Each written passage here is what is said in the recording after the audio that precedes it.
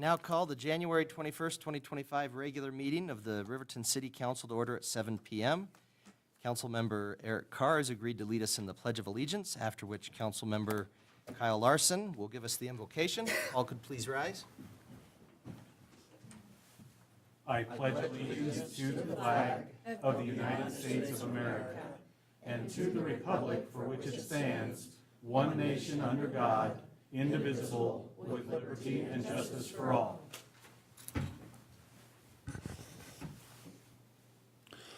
Our eternal Heavenly Father, we are thankful for the opportunity to be here as council members of the City of Riverton.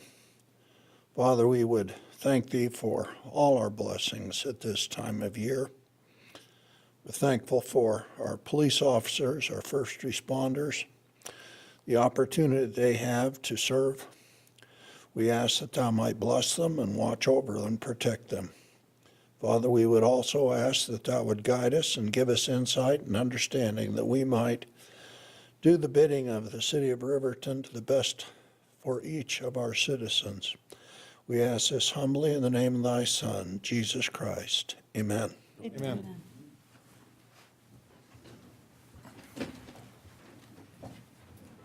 Okay, Administrative Services Director, Ms. Harris, would you please conduct the roll call?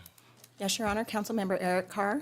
Here. Councilmember Rebecca Pearson-Lewis. Here. Councilmember Mike Bailey. Here. Councilmember Carla Borders. Here. Councilmember Kyle Larson. Here. Councilmember Karen Johnson. Here. Mayor Tim Hancock. I am here and I declare we have a quorum. I'd entertain a motion for the approval of the agenda as presented. So moved. Second. Councilman Larson with the motion. Councilwoman Borders with the second. Any discussion, additions, corrections to the agenda? All those in favor say aye. Aye. Aye. I vote aye. Any opposed say nay. Motion passes. Council committee reports. Council members roundtable. Councilwoman Borders, how about you start us off tonight? All right, Your Honor. I had a couple of meetings this year so far. The first one was the Senior Endowment Board. We met last week. And then I just have some news to report for PAWS. I did attend their meeting last week as long as I could, and then I had to come run our meeting last week. So they did elect new officers. Lonnie Slack is the chairman, Ashley Aragon vice chairman, Brandy Snyder treasurer, and Devin Kellerhall secretary. And then they have board members Pamela Canham, Nita Kehoe, and Kaya Leesberg. They are going to be having a meet and greet for the public. They will be having a new meeting place, and it will be at CWC Main Hall in the library room number 200D. So that's at 5:30 on February 18th. They're also planning some fun fundraisers for Valentine's Day. They're doing a Valentine kissing booth with some puppies, and that will be held at the Chamber. We don't have a time or anything yet, but I'll give an update next week or the next time we meet. They're also doing some Cupid photos with the animals from PAWS. And then they're doing another fundraiser. Lucky they've got some people involved that are from the college, and one of the art teachers is volunteered to. They're going to fire some hearts, and you have the ability to put the name of the sponsor, and then they'll hang those on the kennels. So that'll be a fun fundraiser too at some point, sometime around Valentine's Day, not Father's Day. Thinking ahead, aren't they? I'm thinking ahead, yeah. They are building a new website. It's being built as we speak and will be ready soon. It'll be a brand-new website separate from the one that they have now, a lot more functionality and user-friendly. Also, they're doing a new phone system with Wyoming.com. That's been approved by the city and the papers have been signed, so it's just a matter of getting the phones and getting them set up. So it'll be a little easier to call and talk to somebody down there.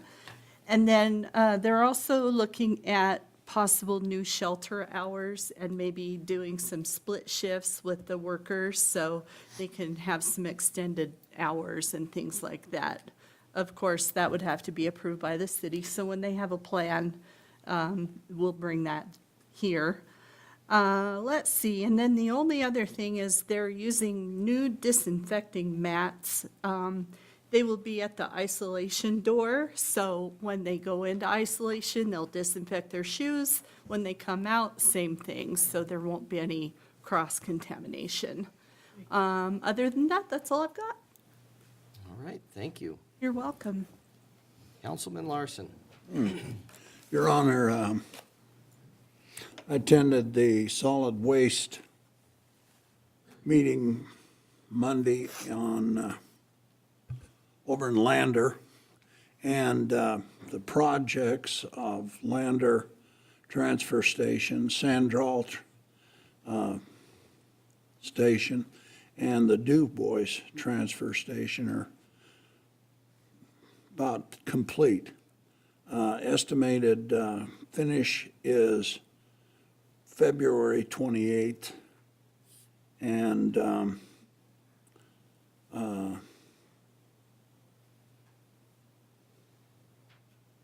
we had one application that they've interviewed for the engineering position, and they're still looking for somebody in the field.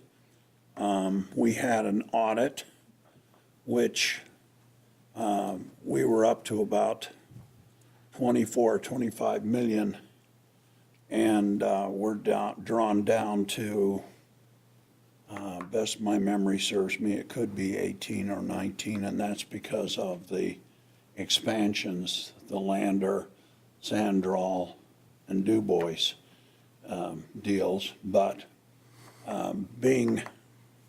we're still have enough money if we were required to close a dump down, I don't know a nicer word than that, to facilitate putting that into the ground. So we're still solvent.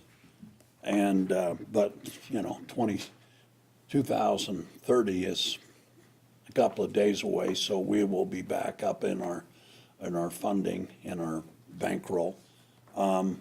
We passed the audit, looked good, and fortunately, we've always been taught by one of the better people on audits, and so I understood what they were talking about. We've got a new board member from the reservation, which is really super to have them there. That's all I have, Your Honor. Oh, one more thing. I didn't notice that you 2 or 3 were absent from the last meeting of the city council up at the airport. I heard it. I was out of town. I was sick. I had another meeting to attend. I attended. Good.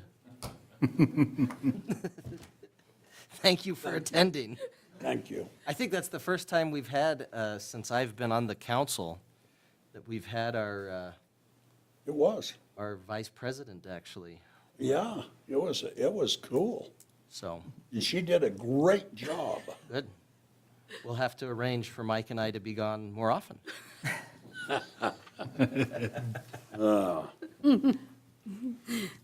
Councilman Carr? Thank you, Your Honor. I was out of town most of last week. However, the Planning Commission did meet on January 16th. They did elect a new chairman, Mr. Sean Christensen. There was only one other item on their agenda. It was a home occupation permit. However, the petitioner was not able to attend, and therefore the public hearing could not take place. So we'll move that to a future date. So that's all I have at this point. All right, thank you, sir. Thank you. Councilwoman Pearson Lewis. Thank you, Your Honor. I attended the Fremont County School District 25 Rec Board on January 13th, and it was the grant meeting. The grant, we got to listen to a bunch of grants, maybe 30 or some. It was quite enjoyable. The board stayed the same, except for Karen and I, we're new members. And it was an enjoyable 3 hours. It really was. There were a lot of excellent ideas, and it's going to be a difficult decision come February 4th when we decide how to allocate the funds. There's some really beautiful ideas of how to improve our community, so it will be really, really fun, and yeah, it's a really, really good board, so thank you. Yeah. Okay, sounds great. Thank you. Councilman Bailey? Thank you, Your Honor. I attended the Force Committee meeting last week, and again, they are hot and heavy working on projects for this coming summer.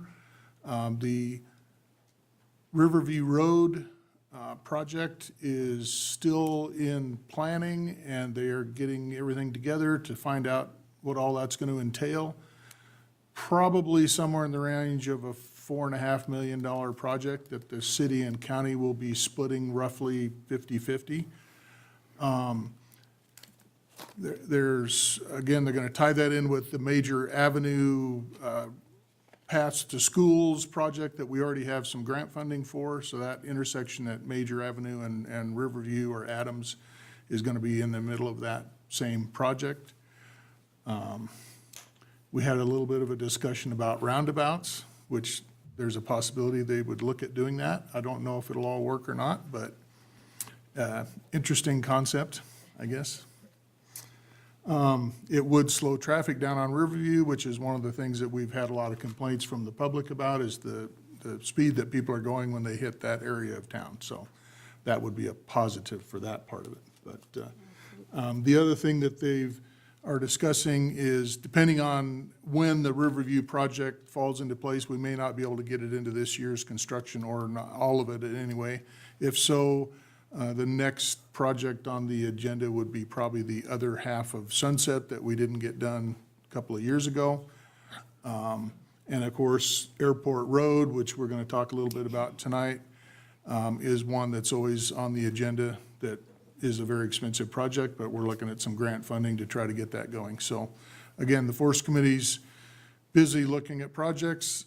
Anybody that has any input on potential future projects, please let us know, because that gets put into the list, and we prioritize those and try to get as much money as, as many projects as we can done with the money that we have to spend. And again, this year, they'll be doing a lot of pavement preservation, overlays, and slurry seal and that kind of stuff. So then I also attended the airport board meeting, which again, for 2024, the Riverton Central Wyoming Airport emplaned 21,700 people, which is pretty amazing. It's a record for at least the last 20 years. And we're up, I can't remember the number, it's something like 30-something% over last year, which was also a very good year. So the public is definitely using the facility. I think it brings a huge amount of economic input into our community. And so again, it's being used very well. So the other thing I did is we had the Riverton Chamber of Commerce annual meeting, where we had one board member get reelected. So Leo Kozrog is the new board member on the Riverton City or Chamber of Commerce. Almost put him on this board. And again, the chamber's got a lot of good things, which I'm sure Cindy will talk about later. So that's all I have, Your Honor. Thank you. Thank you. Appreciate it. Councilwoman Johnson? Thank you. I had the opportunity to meet with Helen Wilson and Owen Sweeney from the Wind River Visitors Council last week. They shared a tremendous amount of information in their annual report. And I just wanted to share that the TAD distributions in 2023 that were returned to our community for use of advertising purposes to draw in more tourists here was $73,290. In 2023, over $1 million was collected in lodging taxes, which is distributed back to the communities. So they do a lot of support for our economic growth in that area.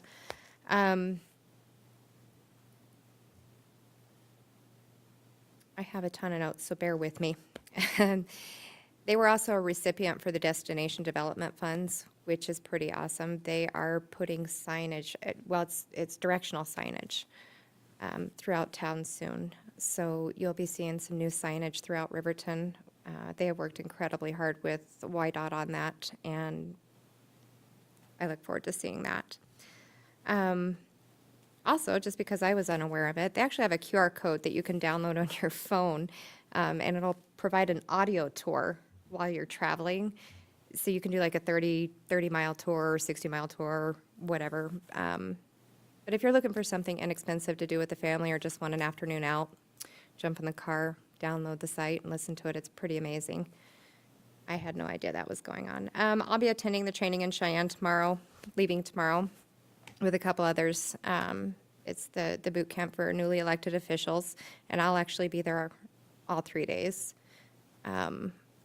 attending trainings during the legislature sessions and stuff. So I'm really looking forward to that. Been doing a lot of reading. Also really enjoyed the work session last week. It allowed us to tour City Hall. I want to thank Kyle for doing that, and Chief for showing us around, and got to tour all of City Hall and the airport. That airport's pretty impressive. I will say that. The equipment up there, the logistics that goes into it, it's pretty impressive. So I had a really good time doing that. What else did I do? I, too, attended the rec board, my first rec board meeting. That was baptism by fire. It's a lot to take in, and there are some really good organizations and really neat stuff going on. I was super excited to see so many people trying to reinvigorate the baseball fields and clean them up and get our kids involved. I think that's really important. So I was very pleased listening to everybody. So been doing a lot of researching how these folks are best funded and seeing how we can best spend those funds. Also received the grant request for TAD funding, and in the process of reviewing all of those. That's also going to take some time. But again, a lot of really good usage and requests for it.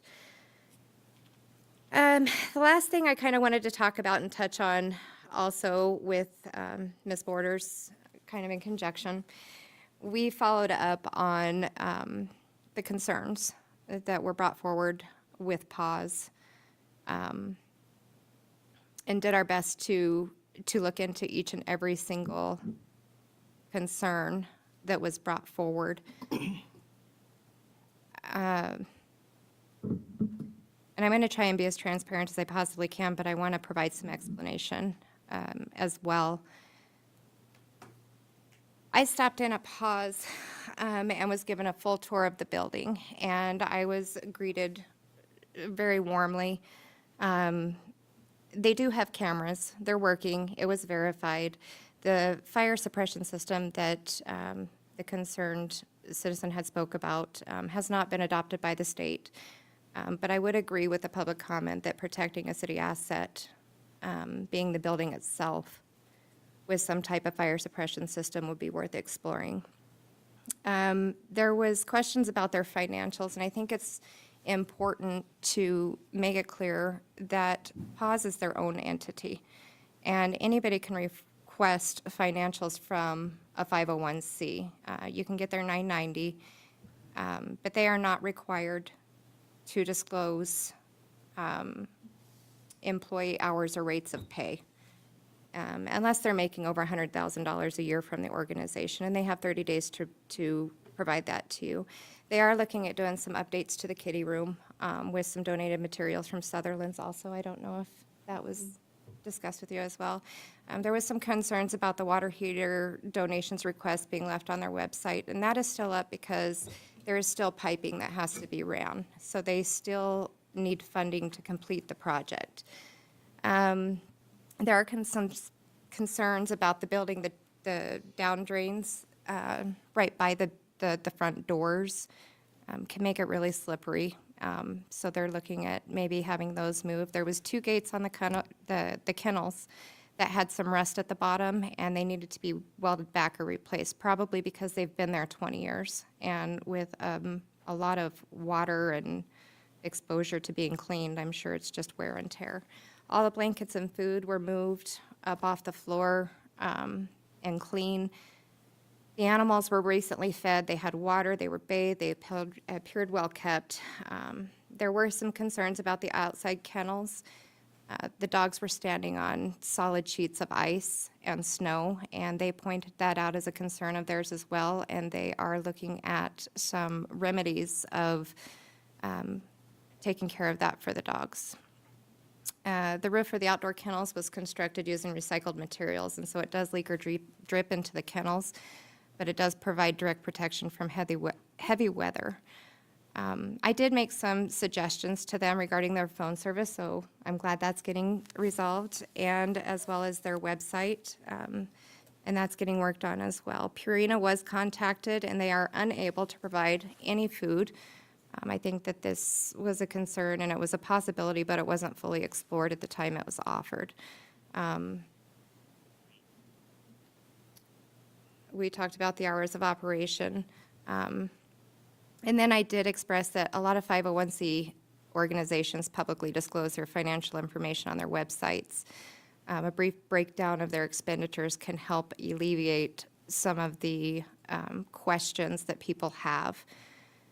But I felt that it was a healthy suggestion and could keep the public apprised of what it costs to run that shelter. The city does provide the building to pause at a rate of $5 for a 5-year term, and we cover the utilities and expenses. We also provide $45,000 a year for services they provide to the city. There's a contractual agreement between the city and PAWS in place that has requirements, and if you'd like to see that, it is public, so you can just request it and read it in its entirety. The one thing I was most interested in looking into was a report from 2023 regarding some puppies that were in the shelter and were ill. And I did visit with multiple people about this incident because I too was concerned about it. And it is of the opinion of the current manager that those puppies did not receive proper care. And that was mainly due to either miscommunication amongst the PAWS staff or a budgeting issue. So she was unsure of when the puppies were allowed to be taken in.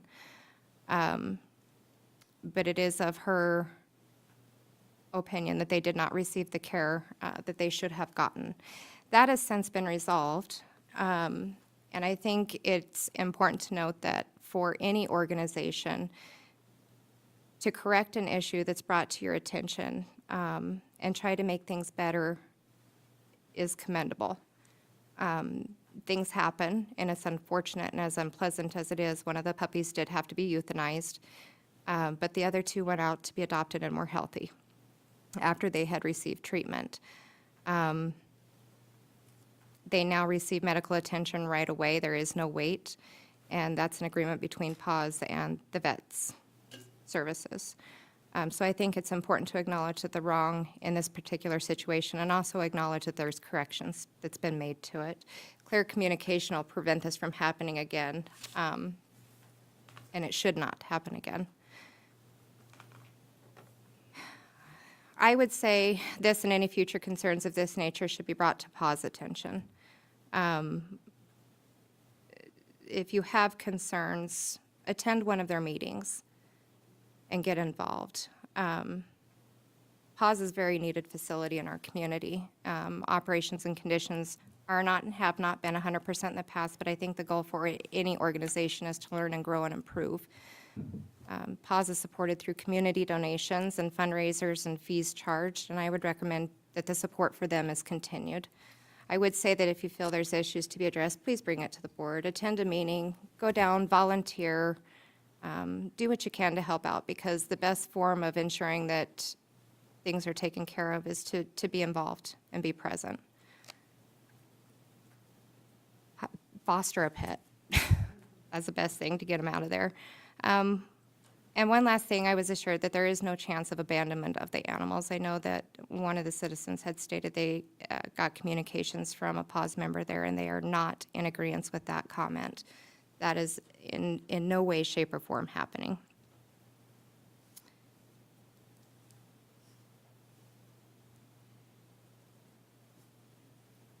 And because I've taken so much time, the only other thing that I have, there were a few people that reached out and wanted to know if the possibility to put public comment on our agenda toward the end of it. They felt that it was unfair to make people that were on the agenda sit and wait through public comment. So perhaps that's something that we can explore. And that's all I have. Okay, thank you. Mr. Butterfield? Thank you, Mr. Chairman. I have a few things that I want to run through real quick. We need to make the public know, and you aware also that there was a water main break this evening in the 1200 block of East Main. Our crews are out working on the situation. Clearly, with the freezing temperatures, this is a situation where we need to protect the health, safety, and welfare of our crews, but also protect our community members for the same reason where the water is running down the street. So first and foremost, there's a notification for you and our members of the public that are watching. We weren't able to get it through the Text My Gov application because the break happened later in the day. But I do want to say thank you to our Public Works crew, specifically the collection and distribution team, because it's pretty cold out there and it's going to be working in wet conditions, but they're out there doing their best to get our system back online for our residents.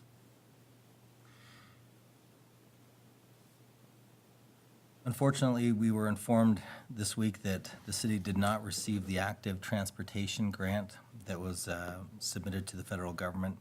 This active transportation grant was in the amount of $360,000 and was intended to look at multimodal options for transportation, and that would include bikes, bike pathways, trails, walkways, etc. And I want to say thank you to Mr. Eggleston for working on that, but also a member of the audience who's here, Ms. Klein, who also did a lot of work on that grant. And we'll just keep moving forward. Our team constantly looks for grant opportunities, and unfortunately that one was not successful. I do want to provide an update as some of the capital projects were discussed in the roundtable. We also have a capital project that will occur in the area of the Willow Creek School. This is a grant-supported project to bring sidewalks to the area of West Monroe and South Major. This project is receiving $712,000 worth of grant funds. Local engineers helped to design the project, and our intention is to bid that in the near future so that construction can start. Our staff and our consultant engineer have been very aware that this Riverview Road project that was brought up earlier will have to work very much in sync with this safe routes to school improvement as well. But I wanted to provide an update that that is something that our team is working on, and we hope to get that bid in the near future.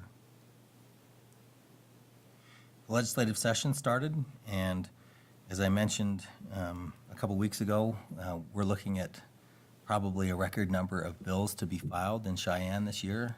I appreciate the efforts of our state representatives because they have their work cut out for them this year to review those bills.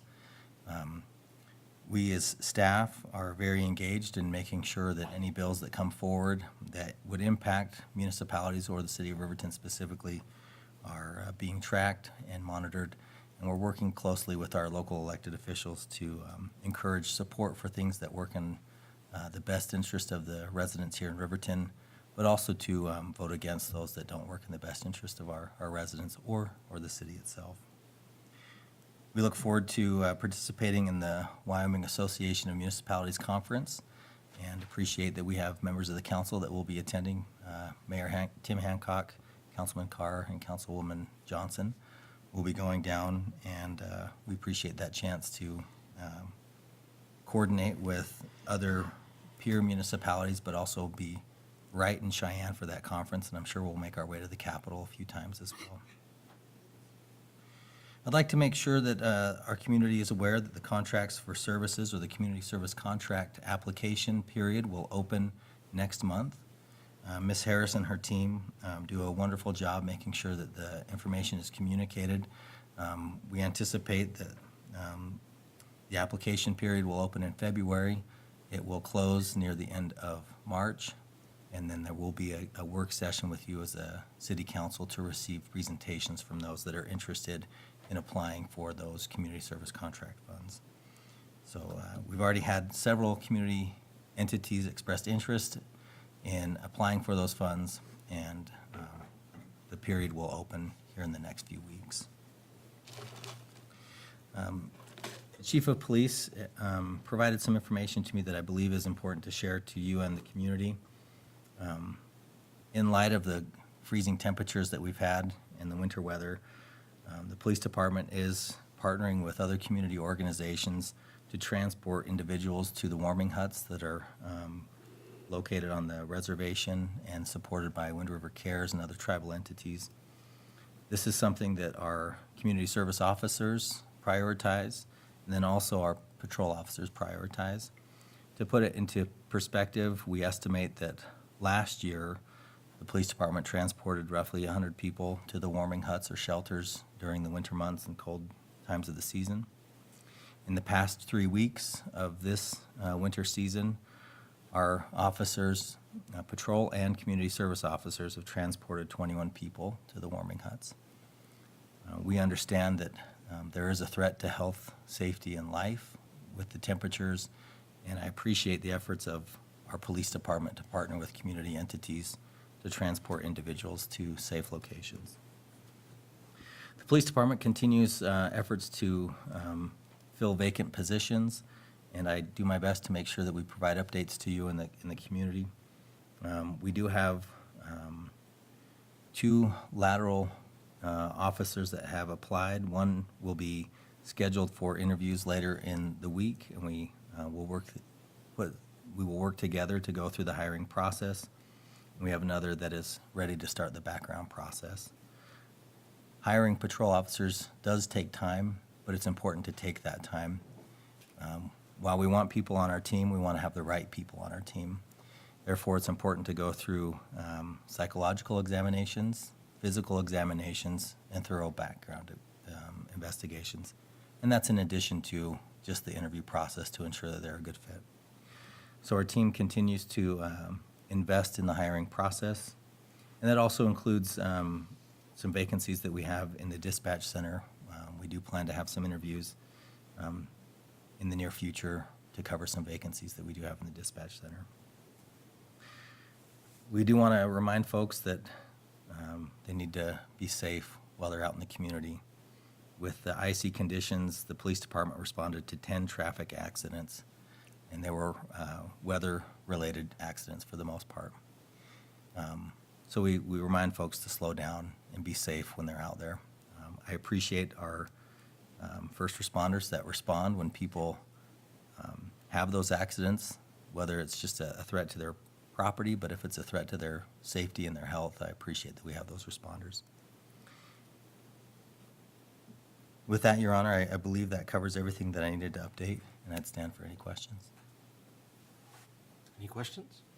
I had one more thing to add. No, I don't have questions, but I bet we're both missing it. I also forgot to mention that the Fremont County Law Enforcement Foundation is holding their second annual on February 8th, I believe it is.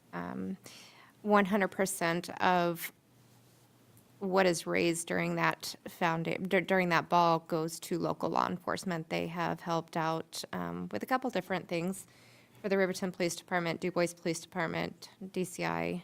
So I would encourage anybody who would like to attend to reach out to them or go to their website. I think it's fclef.org or Fremont County Law Enforcement Foundation. You can purchase your tickets online. It's a great event, silent auction, live auction, fun games.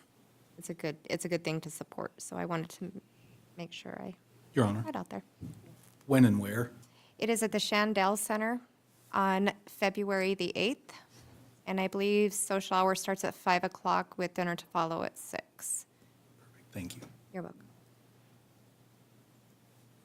They have a new Facebook, like, I think had a Facebook page previously, but now it's a Facebook group, or vice versa, anyway. Yeah, I'm not sure. So, yep, February 8th. $50 a ticket, I think, $80 for a sponsor table. 800. 800, yeah, not 80. Add a zero to that. I liked your number first. It would have been a good one. Wouldn't have made as much money. Probably not. 800, thank you. All right, I had the opportunity to attend the Fremont County Association of Government meeting. We had just recently, good meeting. We got done in about 2 hours, which is always nice. We actually held elections for the chair, and so I am now the new chair for FCAG, so looking forward to that. I didn't mention this, I think, at our last meeting, even though it occurred the same day. I'm also a member of Rotary in Riverton. I think they'll take just about anybody. Because they also had Eric Carr join Rotary as well. Right there beside you, Your Honor. So that was a good opportunity.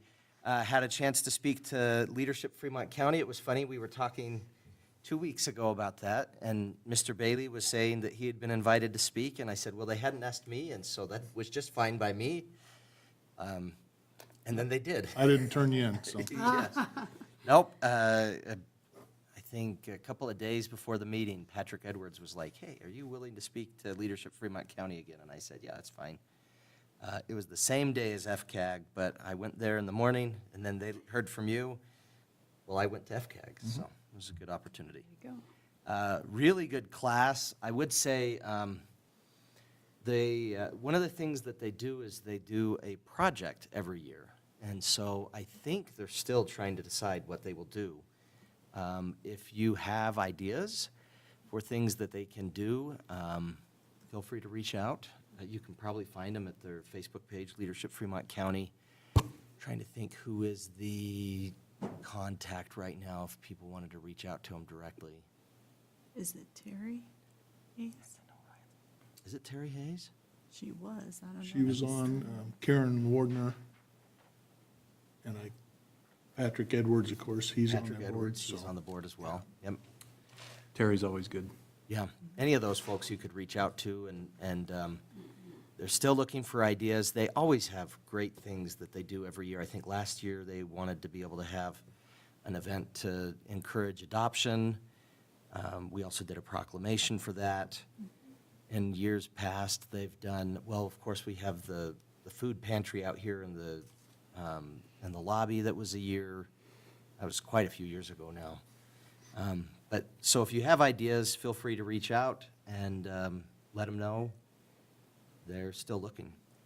You can also skate now. Apparently, it's gotten cold enough. So if you're interested in ice skating, they have the, over at the Bowl, they have, I guess they call it Tonkenfeller Stadium there. You can go there, rent skates, and ice skate. So if you're interested in doing that, please head on over there and enjoy it. That's about it for me. I really appreciate Councilwoman Borders taking the meeting last week. As Councilman Larson brought up, I was not able to attend due to illness. Still getting over it. And then Mr. Bailey had a different engagement, and so we're glad to have you there and able to run the meeting. So Pleasure. thank you very much for doing that. That's it from me. We'll have citizens' comments now. Anyone in the audience, if you'd like to address the council regarding an item that is scheduled for a public hearing, you'll get an opportunity to speak during that public hearing. However, if you'd like to speak about something that's either on the agenda or not on the agenda, now would be a time that you could speak to the council. I'd ask you to keep your comments to 5 minutes for individuals, 10 minutes for groups. If you could split it between all members of your group, that 10-minute time frame. I would ask you to address all comments and questions to me as the chair.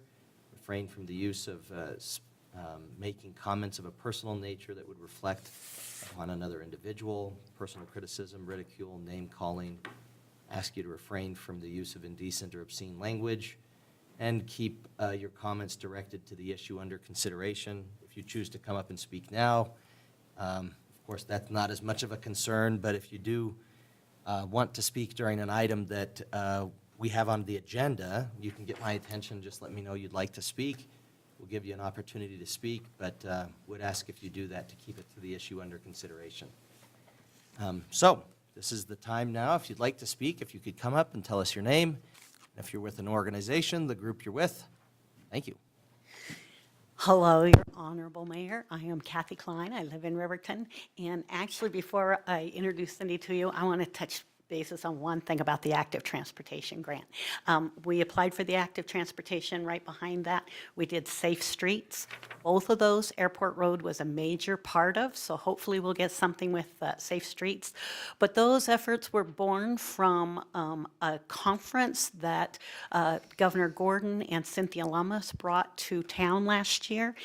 They're bringing that same conference to town again this year, and so I believe it's in March. Is that right? Yeah, that it's going to hit up. Usually it changes locations. I don't know why we got it twice, but we did have a lot of support from the governor's office for this whole affair. And I think we got money from the governor, right? But now he'll want it back. But anyway, so I just think there's a lot of help there from the state for us to readdress this going down the road. So I'm here to talk about some of the work the Chamber has been doing to promote tourism economic development. I'm here with Cindy from the Chamber of Commerce and our new Executive Director. Thank God we got one. And so I'll just run you through what we've been doing for the last year. Cindy, you want to start? Yep, I will do that. So we just wanted to update you. We've given you the sheets on what we've been doing on the visitor and tourism economic development. So at the Visitor Center, which is located at the Chamber, we have new signage that is installed inside and out. We have some really great banners, flag banners that are going up this week. We're just trying to get our bases, the bases that they sit in, secured, and they're very large. You won't be able to miss them, so we're excited for that. The Visitor Center is actually staffed daily, Monday through Friday, from 9 to 5 throughout the year. The TAD subsidizes our staffing May through October. From June to December, we handled approximately 350 visitor inquiries and provided 530 promotional packages. We have rack stands in the inside and also in the foyer when you walk in from the Main Street side with all kinds of brochures about Riverton, Fremont County, and Wyoming. The Chamber has established new relations with Riverton High School and CWC to promote their large events so that when we have visitors coming in for those events, we're trying to bridge that gap between our businesses and whatnot, so we can make them aware of that, which I'll come to that here in a minute. But we also had an after-hours event in August with the high school and our businesses. We had about 75 attend to that. So we're making that communication and working with them to help when those events come in and help our businesses. We also have destination-based, or actually that's where you're going to start in. So I'm going to switch it over to Kathy.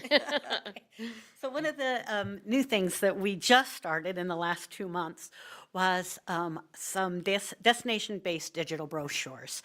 So this is a very large, vertically angled television screen, and it tells stories about places to go and things to do in the Riverton area.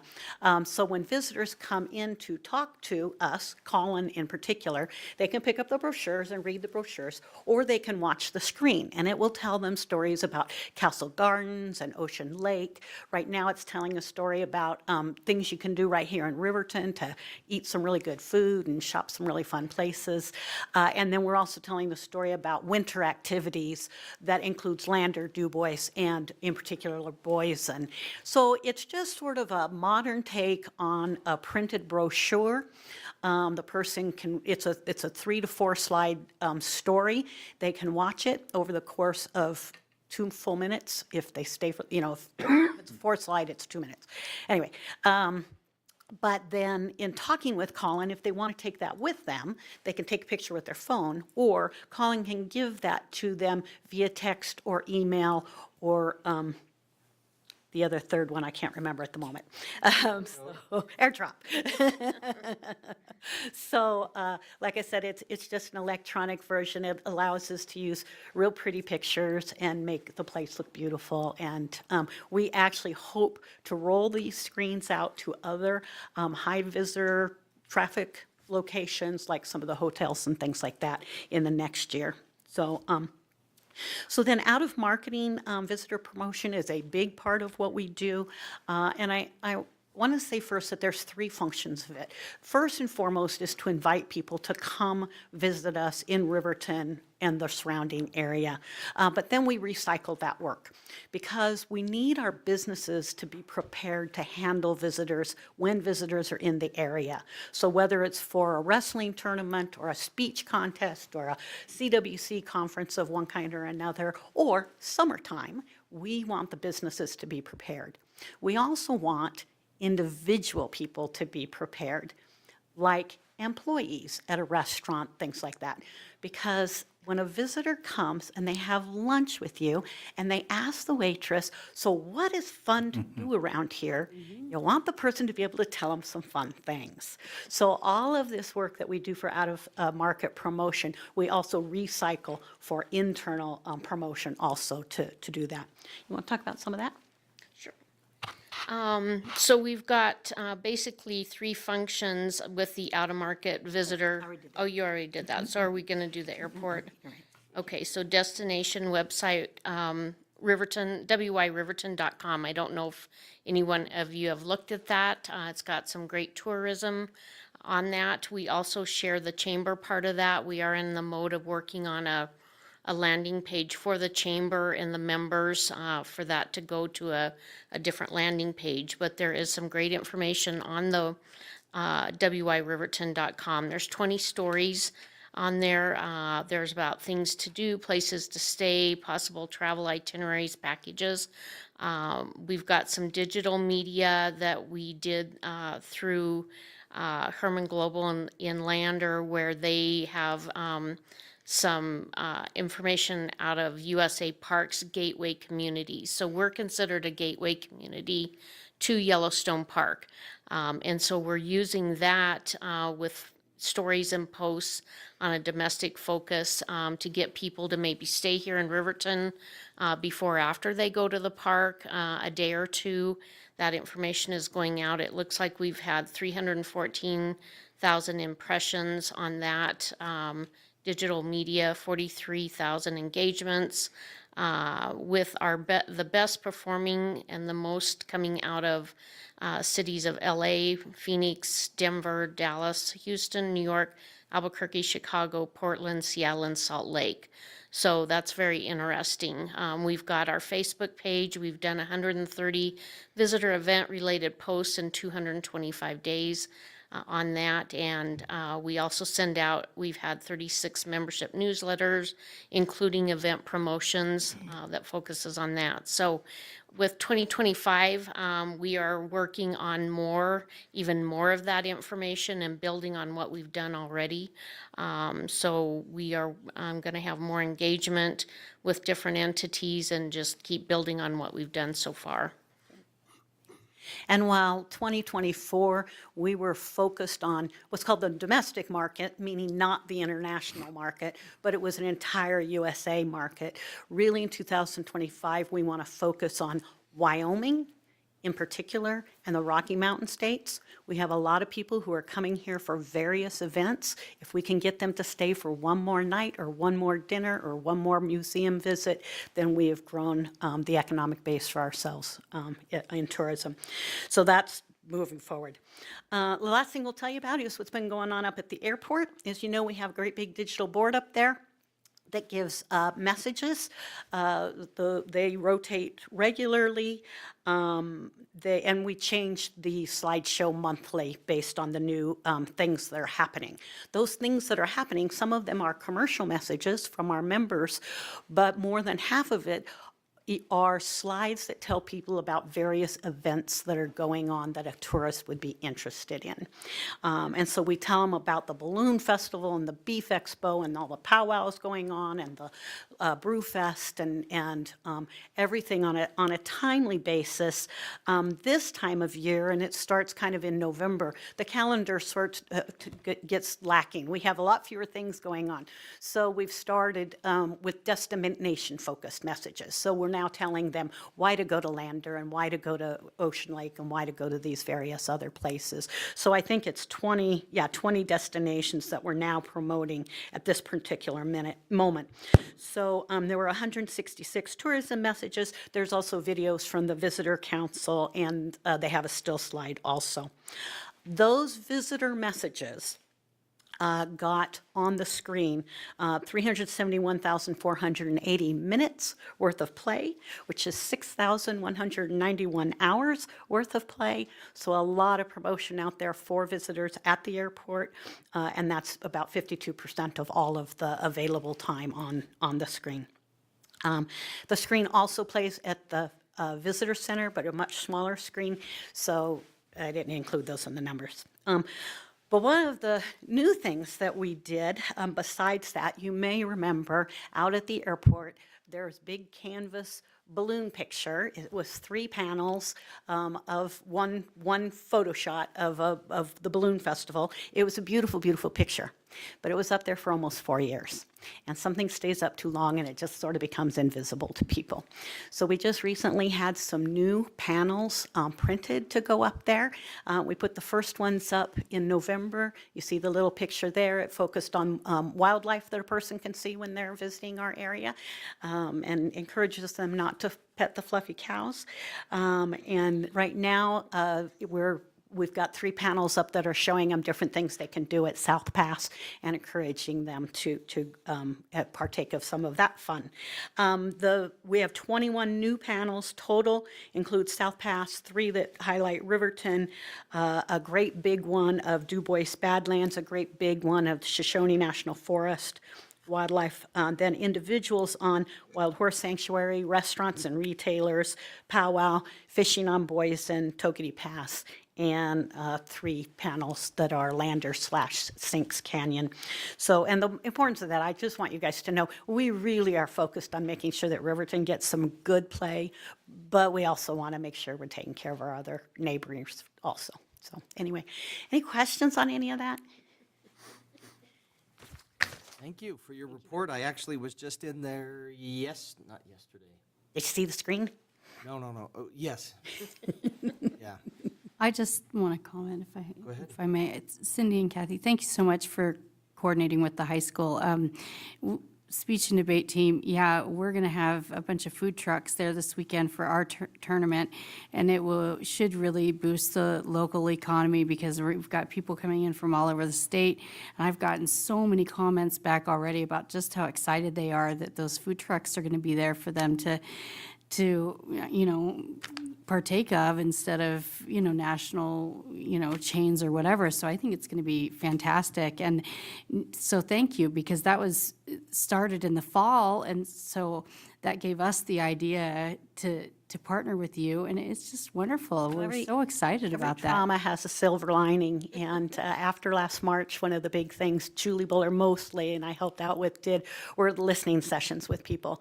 And the high school, Reggie Miller, made it clear to us, we're bringing a lot of people to this town. We need your Absolutely. businesses to step up. And our businesses said, we're kicking our butt to step up, but we're not getting what we need. So really getting the two groups to talk together has been helpful. Yeah, I've had so many people are just so excited about that already, and I mean, it's happening in a few days, but, so, thank you so much, and we just really appreciate you, so, yeah. Great. And I do love the new sign. I see you have a picture here with it and everything, too. That's great. I also saw the banner, too, when I was in there with,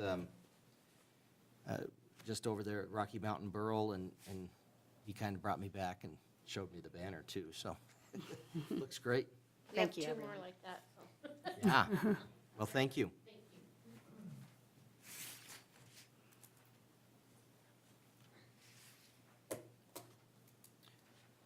All right, we'll move on to the consent agenda.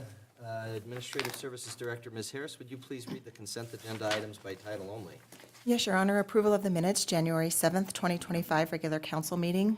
Approval of the minutes, January 7th, 2025, executive session. Approval of the minutes, January 14th, 2025, council work session.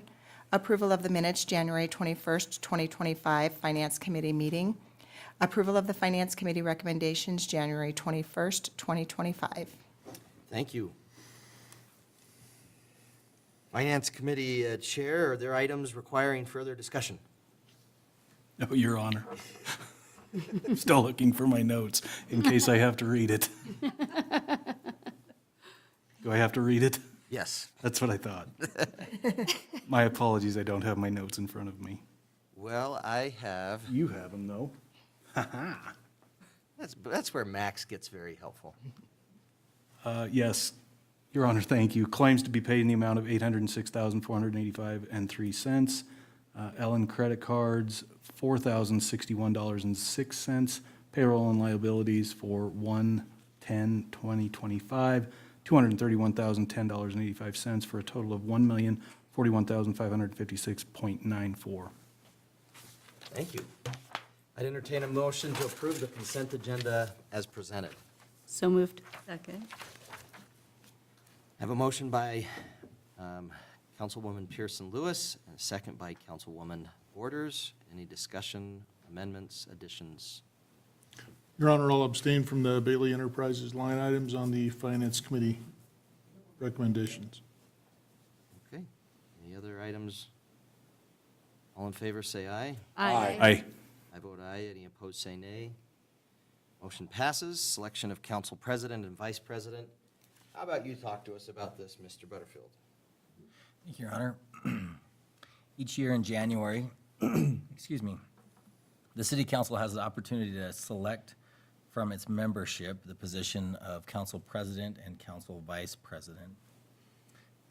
In brief, the council president presides in the absence of the mayor, and the council vice president presides in the absence of the mayor and the council president. And by statute, have powers vested in them to act in the mayor's stead, to sign contracts, et cetera, if the mayor's incapacitated.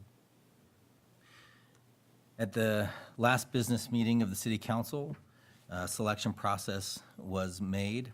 However, it was challenged by a member of the local media, and therefore, the city would like to cure any potential conflict by having this selection run again. The practice of selecting leadership positions by individual ballot, collected by two individuals, has been in place for several years. This is the first time it's been challenged by either a member of the public or the media. And as I referenced, the city takes very seriously its responsibility to open meeting law requirements.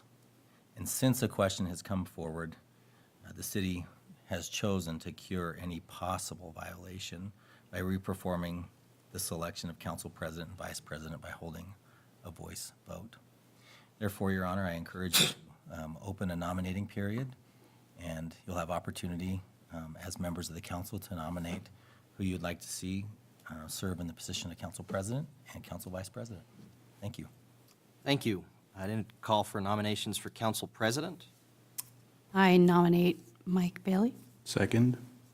Okay, we have a nomination for Mike Bailey. Do we have any other nominations for council president?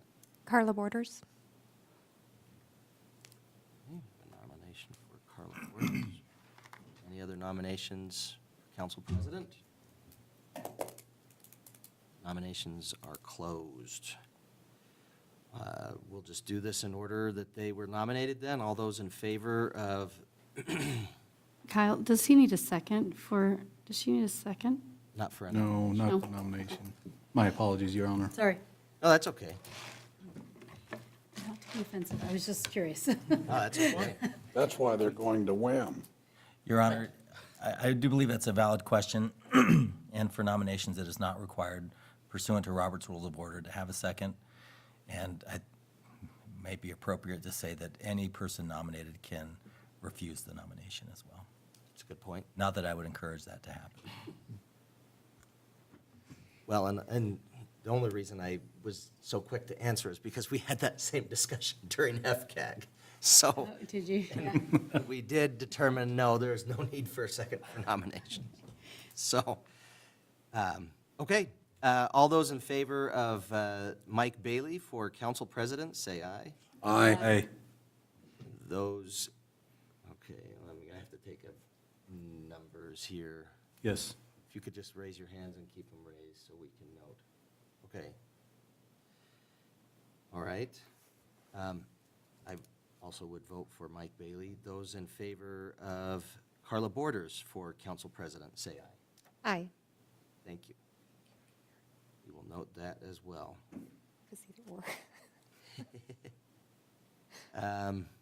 Okay, well, it sounds like we have 6 votes for Mike Bailey, 1 vote for Carla Borders.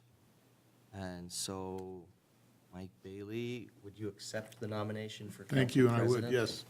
Thank you. We'll note that as well. So then that would indicate that we have Mike Bailey as our new council president. Anything else you need from me there? Need Thank you you. vice president now. Yes, I agree. And, Your Honor, I would move that we nominate Carla Borders for vice president. A second. Okay, so, call for nominations for council vice president. You have nominated Carla Borders. Any other nominations for council vice president? Any other nominations for council vice president? Any other nominations? Nominations are closed for council vice president. We could note that council vice president would be Carla Borders just by acclamation, We could do that. but we can also have a vote. Let's Unanimous. vote. It's unanimous. I mean, All in favor of Carla Borders as the council vice president, say aye. aye. Any opposed, say nay. Motion passes unanimously.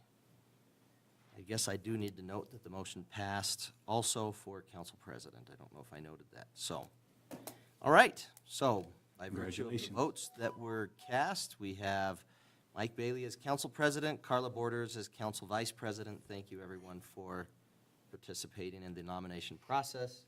Congratulations. Now, on to one of the most fun parts of the year, audit report Yes. for 2023, 2024. It is the most fun part. I'll tell you it is, because it means that the audit is over. Yes, So, Your Honor. please, Ms. Harris, if you could give us your report. Thank you. Wyoming Statute 16-4-121 requires that all first-class cities conduct an annual audit of all funds by a certified public accountant. Entities subject to this requirement must, at a minimum, report their annual financial condition and operational results in conformity with governmental auditing standards each fiscal year. For fiscal year '24, the auditors of Klinger Hagerman performed a comprehensive review of our internal controls and assessed compliance with specific provisions, including contracts, grant agreements, lease regulations, and other relevant requirements. The City of Riverton staff and management are responsible for preparing the financial statements. However, it is the auditor's role to express an independent opinion on those statements based on the results of their audit. I would like to introduce Micah Klinger, partner at Klinger Hagerman, who will join us via phone to present the audit results. Are you there for us, Mr. Klinger? Good evening. Thank you, Ms. I am. Can you hear me? We can hear you all right, I think. Perfect. Well, thank you, Honorable Mayor, members of the City Council, and City Administrator. It's a pleasure to be with you this evening. As Ms. Harris noted, my name is Micah Klinger. I am one of the audit partners at Klinger Hagerman. The purpose of our discussion tonight really follows, it's driven by our professional standards as auditors. Professional standards require us to communicate with you regarding matters related to the financial statement audit that are, in our professional judgment, significant and relevant to your responsibilities in overseeing the financial reporting process. Some of the jargon that we use is those charged with governance, and that's what we refer to the council as those charged with governance. I'm going to break this into 5 kind of mini pieces. The first piece will be kind of the results of the audit of the financial statements. Then we'll briefly discuss internal control related matters at a high level. And then we will discuss 2 other compliance audits that we performed as part of our audit procedures. We will discuss the results of the single audit, which is an audit over your compliance with federal awards that the city receives, in addition to your compliance with guidance related to passenger facility charges related to the airport. So moving kind of into our first piece, we're happy to report that we have completed our audit of the financial statements as of and for the year ended June 30th, 2024. The key takeaway here is to note, before we get into the results of our audit opinion, is that our audit is performed in accordance with auditing standards generally accepted in the United States of America, in addition to government auditing standards. So there are 2 sets of auditing standards that we follow to audit a municipality. The objective of our audit was to obtain reasonable assurance that the numbers are materially correct to the users of the financial statements, and not absolute assurance. Is what that means essentially is that if there were any errors in the financial statements, that they would not be significant enough to affect the users of any decisions by the users of the financial statements. Absolute assurance would be if we were to be out on site with the city year-round looking at every single transaction, and although I think Ms. Harris and her team, I think they like us, I don't know that they like us that much. The scope of the work that was performed was substantially the same as the scope that we described in communications that we passed along at the beginning, in a letter at the beginning of the audit process. The important and most important part now is to discuss our opinion on the financial statements. We are happy to report that we issued an unmodified opinion on the financial statements and released our report on December 23rd, 2024. An unmodified opinion is what you want. Another way to look at that is essentially that it's a clean opinion, and that's great. It really speaks to kind of the hard work of the finance team to make sure that they are recording the amounts and figures appropriately and in accordance with generally accepted accounting principles, or U.S. GAAP. Several other items of note as it related to the financial statement portion of the audit is that there is certain information called required supplementary information that accompanies your financial statements that are required by the Governmental Accounting Standards Board. And that information that is included in your financial statements is comprised of two items: the budgetary comparison information for the general fund and certain information related to your pension liabilities. And that, as I mentioned, that information is required under government accounting standards. As part of that, we go through and we review that information. We reconcile it, make sure that it agrees to the basic financial statements. However, one key distinction as it relates to required supplementary information is that we do not audit the RSI and do not express an opinion on or provide assurance for RSI, and that is consistent with prior years and in accordance with the auditing standards. In addition to that, we are also engaged to report on combining an individual non-major fund financial statement, which accompany the financial statements, but are not considered RSI. And that information can be found in the back of your financial statements. For that information we do certain limited procedures over that information.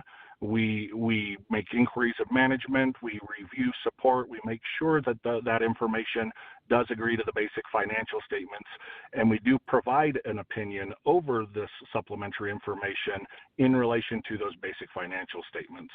And we're happy to report that that information agreed to your basic financial statements.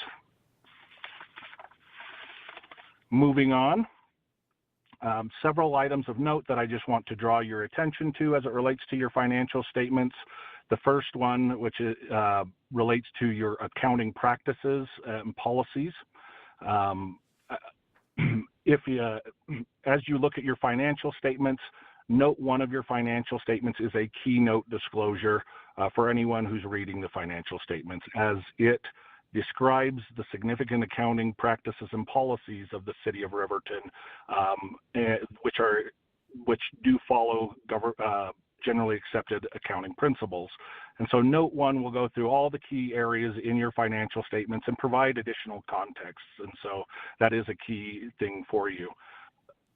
One additional thing related to this is if there had been any significant changes or any adoptions of new accounting pronouncements, we would be discussing that this evening, but there were no changes in your significant accounting policies or practices during fiscal year 2024.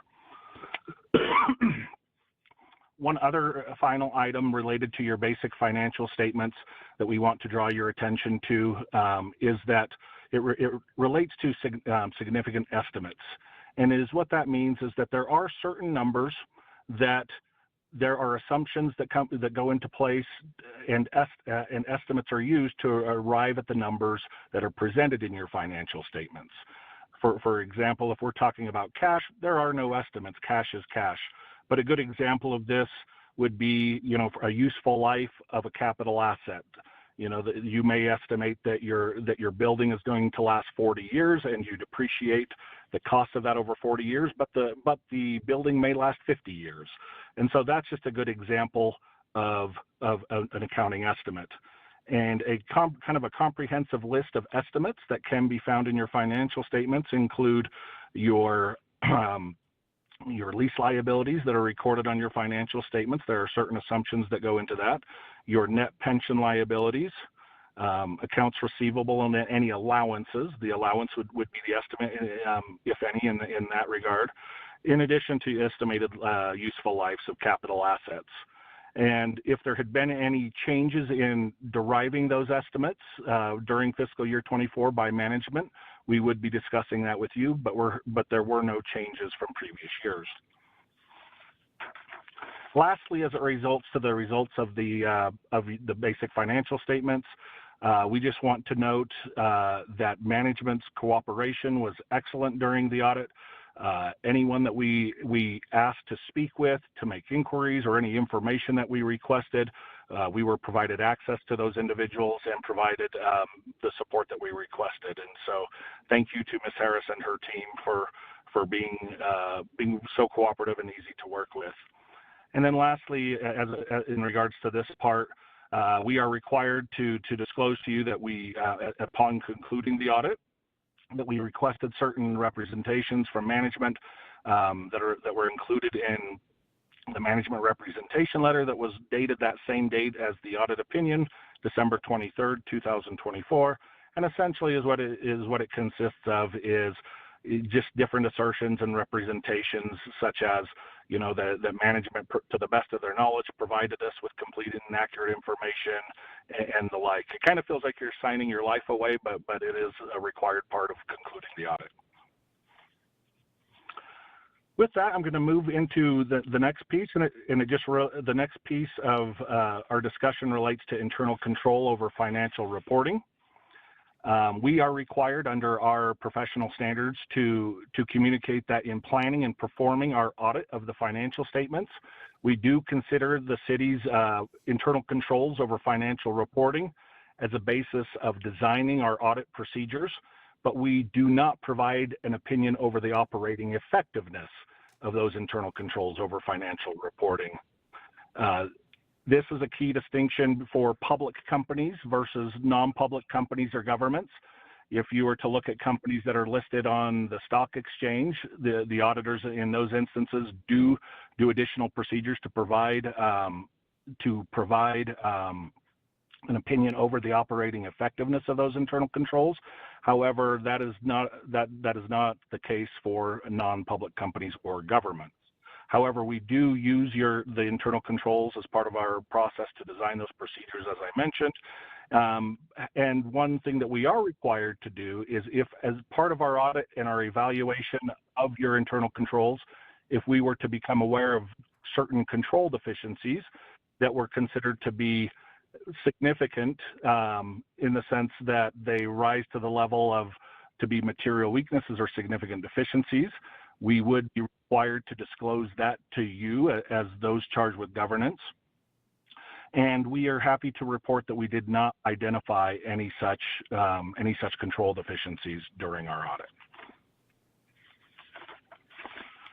With that, I am going to move to the single audit. For the single audit, in planning and performing our audit of the schedule of expenditures of federal awards, we also, similar to the financial statements, consider the city's internal control for compliance with requirements that could have a direct and material effect on each of the major federal programs that were audited. And so as part of our single audit this year, the schedule of expenditures of federal awards was comprised of approximately just shy of $8.5 million in federal expenditures received by the city. And we issued an unmodified opinion on that schedule of expenditures of federal awards. As part of the single audit, we looked at and tested the compliance for two major federal programs that were listed on your schedule of expenditures of federal awards. We tested the Coronavirus State and Local Recovery Fund program that had just over $1.8 million in fiscal year 2024 in federal expenditures. And we also looked at the Airport Improvement Program, which had just over $6.3 million in federal expenditures. And we're happy to report that conclusions of those tests of compliance and internal controls, that there were no issues. Lastly, as it relates to the compliance portion of the compliance audits for the city, similar to the single audit, we also formed procedures over your passenger facility charges. We audited the schedule of passenger facility charges collected and expended each quarter. Though this is required under the passenger facility charge audit guide for public agencies issued by the Federal Aviation. Similar to the schedule of expenditures of federal awards, we issued an unmodified opinion on the schedule of passenger facility charges collected and expended each quarter in relation to the basic financial statements as a whole. We also, similarly to your federal grant awards, we tested the compliance and internal controls with respect to the passenger facility charge program and noted no issues. Lastly, the last portion that I will wrap it up with, there are certain other communications that we are required to communicate to you at the conclusion of the audit under our auditing standards. And if any of these things had occurred, we would be required to communicate it to you, and I'll kind of go through these fairly quickly. The first is if there had been any significant changes to the planned audit strategy or significant risks that we had initially identified in our audit, we would be required to communicate that to you. Happy to report that there were no such changes. Additionally, if there had been any violations of laws, statutes, if we'd become aware of any fraud or potential fraud, we would be required to communicate that to you, and we're happy to report that there were no such matters. Additionally, to those first two items, if we had become aware of Ms. Harris and her team disagreeing with us on an accounting matter and that they had gone and consulted another accountant or another firm, we would be required to communicate that to you.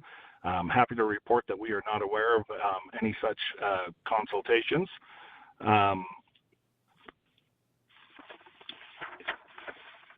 In addition to that, if there had been any significant disagreements with management, we would be required to communicate that to you. There were no disagreements with management about matters, whether or not substantially resolved. And lastly, there were no significant difficulties encountered during the audit. If there had been any, we'd be required to communicate that to you. And so with that concludes my remarks in regards to the annual audit for the City of Riverton for the year ended June 30th, 2024. I just want to thank, express our gratitude to Ms. Harris and her team. I know that the team wears a lot of hats and does a lot of things for the city, and it's never easy it really does take a team effort to get through the audit, and were wonderful to work with, and we were able to issue the audit report several months in advance of what it was for the previous audit. And so thank you to Ms. Harris and her team. I'd like to open it up to any questions that you might have. Any questions? Thank you very much, Micah. Appreciate the report. I'd entertain a motion to accept the fiscal year 2023-24 annual audit report as presented. So moved. Second. Councilman Larson with the motion, Councilman Bailey with the second. Any discussion? Your Honor, Yes, sir. I would just like to congratulate Mia and her team. Director Harris does an outstanding job, and I think we should all feel very lucky at the City of Riverton to have, a very well-run department. Thank you. Thank you. Absolutely. Very well said and well recognized, and definitely appreciate her hard work. And as said, you wear a lot of different hats. Team effort. Yes. Well, I know that you say that, but Mr. Butterfield tends to point the finger right back at you, and so it's a lot of hard work. And I would say that anytime we have had the audit reports, I think every single auditor has always spoken highly of you, so thank you for your hard work. Okay. All those in favor say aye. Aye. I vote aye. Any opposed say nay. Motion passes. Thank you very much. You're welcome to sign off or stick around if the greatest wish you've ever had has been to be on the phone with the City of Riverton's City Council meeting, Micah. You'd have to be pretty bored. Well, that may be one of them, but thank you all for your time this evening. Thank you. Thank you. Have a good night. You as well. Okay. Community committee appointments, Riverton Rendezvous Balloon Committee, Deputy City Clerk's report. Max? Thank you, Your Honor. Mayor and Council, the Riverton Rendezvous Balloon Committee serves as a municipal advisory board to provide effective and efficient means of promoting economic and recreational opportunities in the community. There is currently one vacancy on the committee. Attached in your packets before you tonight is one letter of interest received from Kimberly Hummel, who is interested in serving on the committee. Tonight's mayoral appointment will put the Riverton Rendezvous Balloon Committee at full staff. Thank you. And I would note, Ms. Hummel had previously served last year, Correct. and I think had not gotten the letter in to us, I guess, when the others had gotten in by, but nonetheless, we have the position available, and my recommendation would be to appoint Kimberly Hummel to serve on the Riverton Rendezvous Balloon Committee, and I'd entertain a motion in that regard. So moved, Your Honor. Second. Motion by Councilwoman Borders, second by Councilwoman Johnson / Councilman Carr. Any discussion? All in favor, say aye. Aye. Any opposed, say nay. Motion passes. Thank you very much, Mr. Batista. Okay, Ray's grant application, Public Works Director's report, please. Thank you, Your Honor and Council. Once again, this year, I'm losing track now. I don't know if this is our fourth or fifth attempt, but we'd like to submit another grant application through the Rebuilding America Infrastructure and Sustainability and Equity grant. It's part of the Bill project. We've submitted this grant several times in the past, have not been successful as of this point. It's very competitive. I think it's about to get a little more competitive because a lot of these, at least the funding is on hold until the new administration sorts out the projects they're interested in. However, you have a June 30th deadline to submit this grant. The grant is for Airport Road. The project to rebuild that road, just the roadway itself, and then an 8-foot walking path and lighting is estimated to be $6,894,470. During this project, we'd also want to replace 1,800 linear feet of 8-inch water line with upsized 12-inch water line at an approximate cost of $396,000, which bring the total project cost up to approximately $8,203,445. If we were successful, we'd look at matching this grant with funding from the city or through Force at 20% match mark of $1,640,689. Should be noted that as a rural area, the 20% match is not required, but we would hope that maybe showing some buy-in and some commitment from the community would get this grant across the finish line. At this point, we just request approval to submit this grant by the deadline. Thank you. I'd entertain a motion to authorize the Public Works Director to submit a grant application with the U.S. Department of Transportation's RAISE program to improve Airport Road. So moved. Motion by Councilman Carr, second by Councilman Bailey. This one's important to me. Noted. It is, You were ready to roll. Okay, any other discussion on this? How much involvement or how far, I'm sorry, Go ahead. how much involvement or how far on each side of the roadway does that cover? And how much, because isn't some of that reservation up in that area? That's correct. Part of the project is to negotiate right away.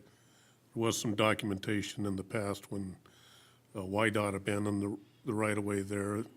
It was, in theory, transferred to the city of Riverton. Mystically, nobody can find the documentation on that. We've got some surveys done and started the process, but we haven't completed it yet. Is there any financial assistance from them to help with this project too at all? Not yet. Okay. Your Honor, Yes, sir. just a real quick comment. Director Eggleston had indicated that this is one of several attempts that have been made, and I want to make it crystal clear that that is through no fault of staff. These are exceptionally competitive grants. You can have a slam dunk grant application put together and still not be selected. So well done, kudos to the team. Thank you for your perseverance, and hopefully we get this one. We'll keep trying. Yeah.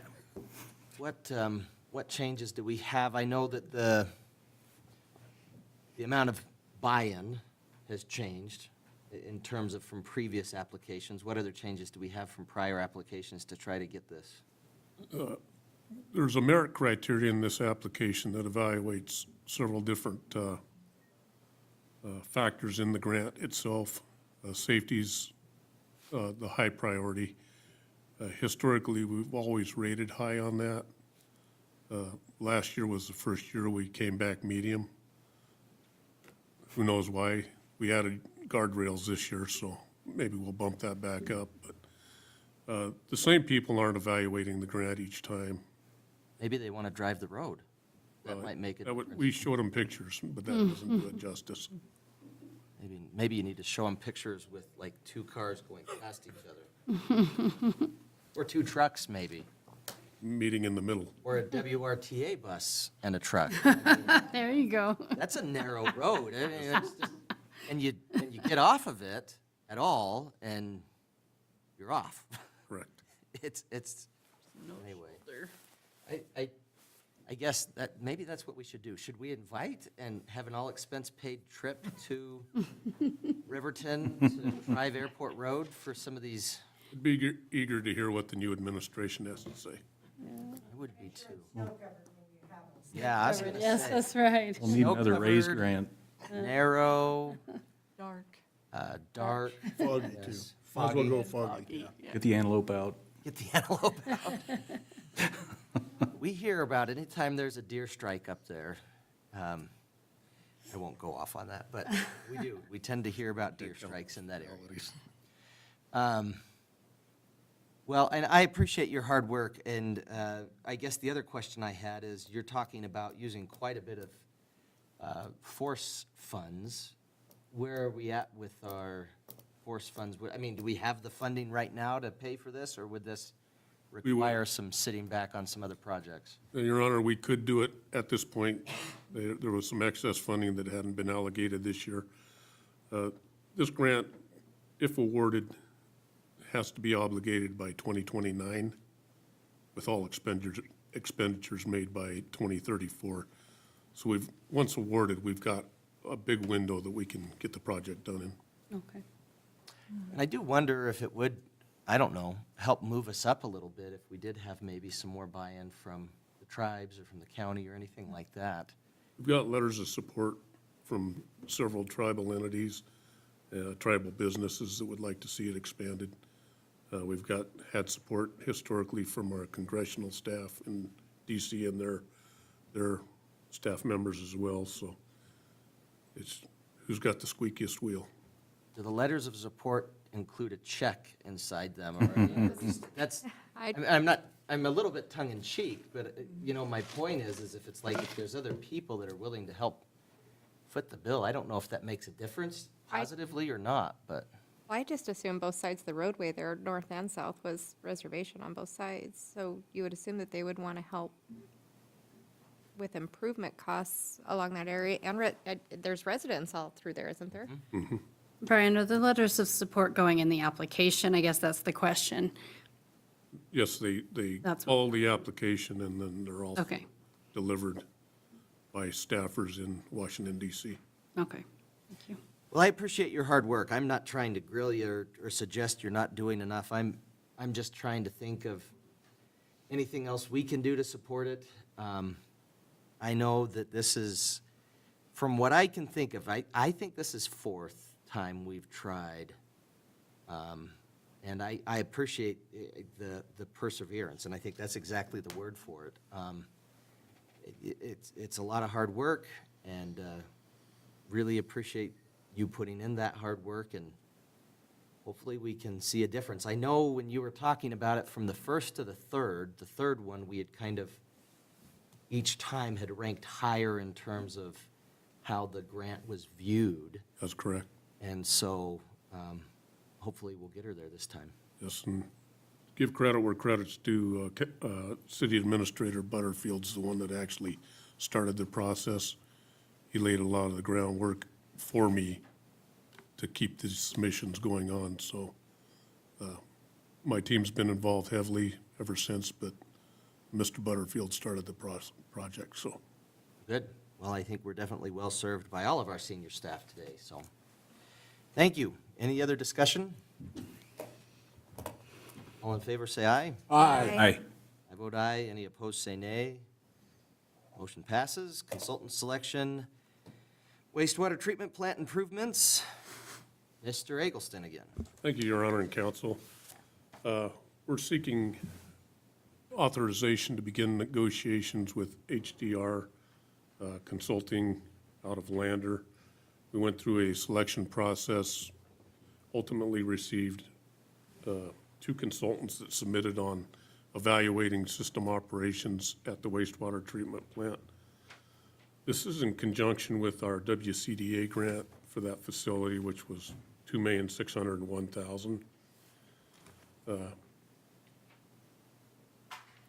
They put out the request for statements of qualifications on December 10th. And those statements were returned. Our city staff, 3 members of staff independently evaluated them and came up with the scoring matrix, which was ultimately submitted to WCDA as for a concurrence, which they did provide. At this point, we'd like to begin contract negotiations with HDR, to see if we can come up with an agreeable number to perform the functions we requested. All right. I'd entertain a motion to approve the selection of HDR Inc. as consultants for the wastewater treatment plant process upgrade project funded by WCDA and direct staff to negotiate a contract for their services. So moved. Second. Motion by Councilwoman Borders, second by Councilwoman Johnson. Any other discussion or amendments? Motion sufficiently clear? All in favor, say aye. Aye. I vote aye. Any opposed, say nay. Motion passes. Optional 0.5% excise tax discussion. City Administrator's report, please. Thank you, Your Honor. The item before you is in result of action taken by this body on January 7th. You passed a motion to discuss the allocation of the optional 0.5% excise tax, and you asked to do that at a future meeting. So we wanted to be responsive and bring this to you as soon as possible. As part of your discussion, if it's okay with you, Mayor, I'd like to go through a little bit of the history of the optional 0.5%, and then maybe propose a few options that you may consider as the governing body, and then obviously, as the governing body, you have opportunity to discuss and then provide direction to us or make decisions. To provide a brief history of the optional 0.5% excise tax for economic development, City Council unanimously supported that this initiative go forward to the people of Fremont County by adopting Resolution 1411 on March 17th, 2020. After some effort by community members and elected officials, the initiative was placed on the ballot and approved by voters of Fremont County on August 18th, 2020. Included in your packet is a breakdown of how the different precincts of the county voted for the optional 0.5% tax. But in 2020, it received, excuse me, Your Honor, 51% support of the voters, and that's with 5,133 people voting in the affirmative and 5,001 voting against it. Vendors began assessing the optional tax in April of 2021, and collections then began being allocated to the municipalities for use. It's important to note that the ballot language is what dictates the use of the optional 0.5% tax. As defined by the ballot, economic development is defined as any project that, 1, retains or increases employment, or 2, results in a net gain of money into the community. That is the approved parameter voted on by the people for the use of the optional excise tax, and the approved definition of what economic development is for the use of those funds.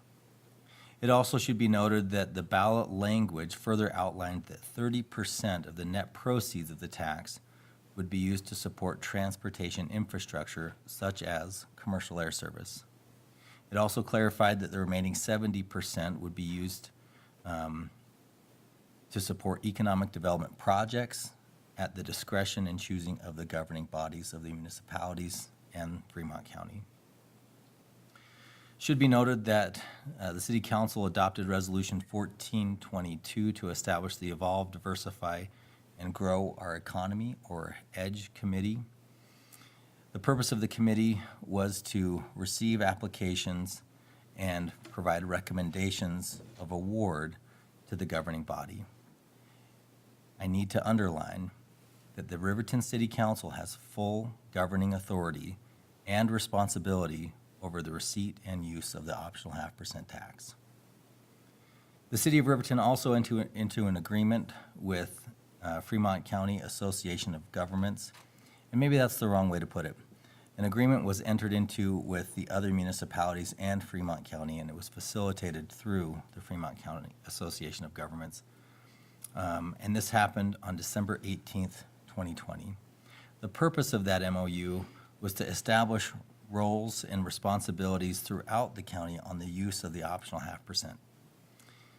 Specifically, when addressing the 30% approved by the voters that would go towards transportation, it was agreed via this MOU that 20% of the 30% would go to support commercial air service, and those funds would be remitted to the city of Riverton to pay their minimum revenue guarantee.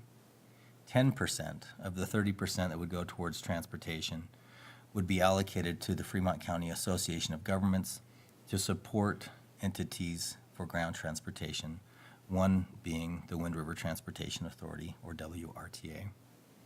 The parties also agreed that it had the ability to designate staff, create committees, or assign an existing economic development organization to receive and review submitted economic development project proposals. But again, the governing authority still rested with the individual city councils and the county commission. The EDGE committee fulfilled the purpose of that portion of the MOU between the governing bodies. Over the course of 4 years, the optional excise tax for economic development was used to support a variety of projects within the city of Riverton. Included in your packet as Exhibit B is a total list of those funded and also those that applied for use of the funds. It should be noted that $9,163,204 were requested from community entities for use of the optional 0.5%, more than you could have awarded. The City Council, through December 31st, 2024, awarded $2,952,103. As you look at the exhibit in your packet, I think it's interesting to note that awards from this governing body went to support nonprofit organizations, small businesses, and large businesses. It should be noted also that it supported a wide variety of industries in the city of Riverton. The service industry, manufacturing industry, and also the sales and commercial industry or commerce. I won't go into any more detail about those awards, but please reference that in your packet, and we'd be happy to make sure that members of the community also see how those dollars were used specifically to support entities throughout our community over the 4 years. The optional 0.5% tax for economic development failed its ballot initiative for renewal on November 5th. It received support of 43% of Fremont County voters in the general election. It should be noted that 7,087 Fremont County voters voted in the affirmative for the tax, whereas 9,342 voted contrary.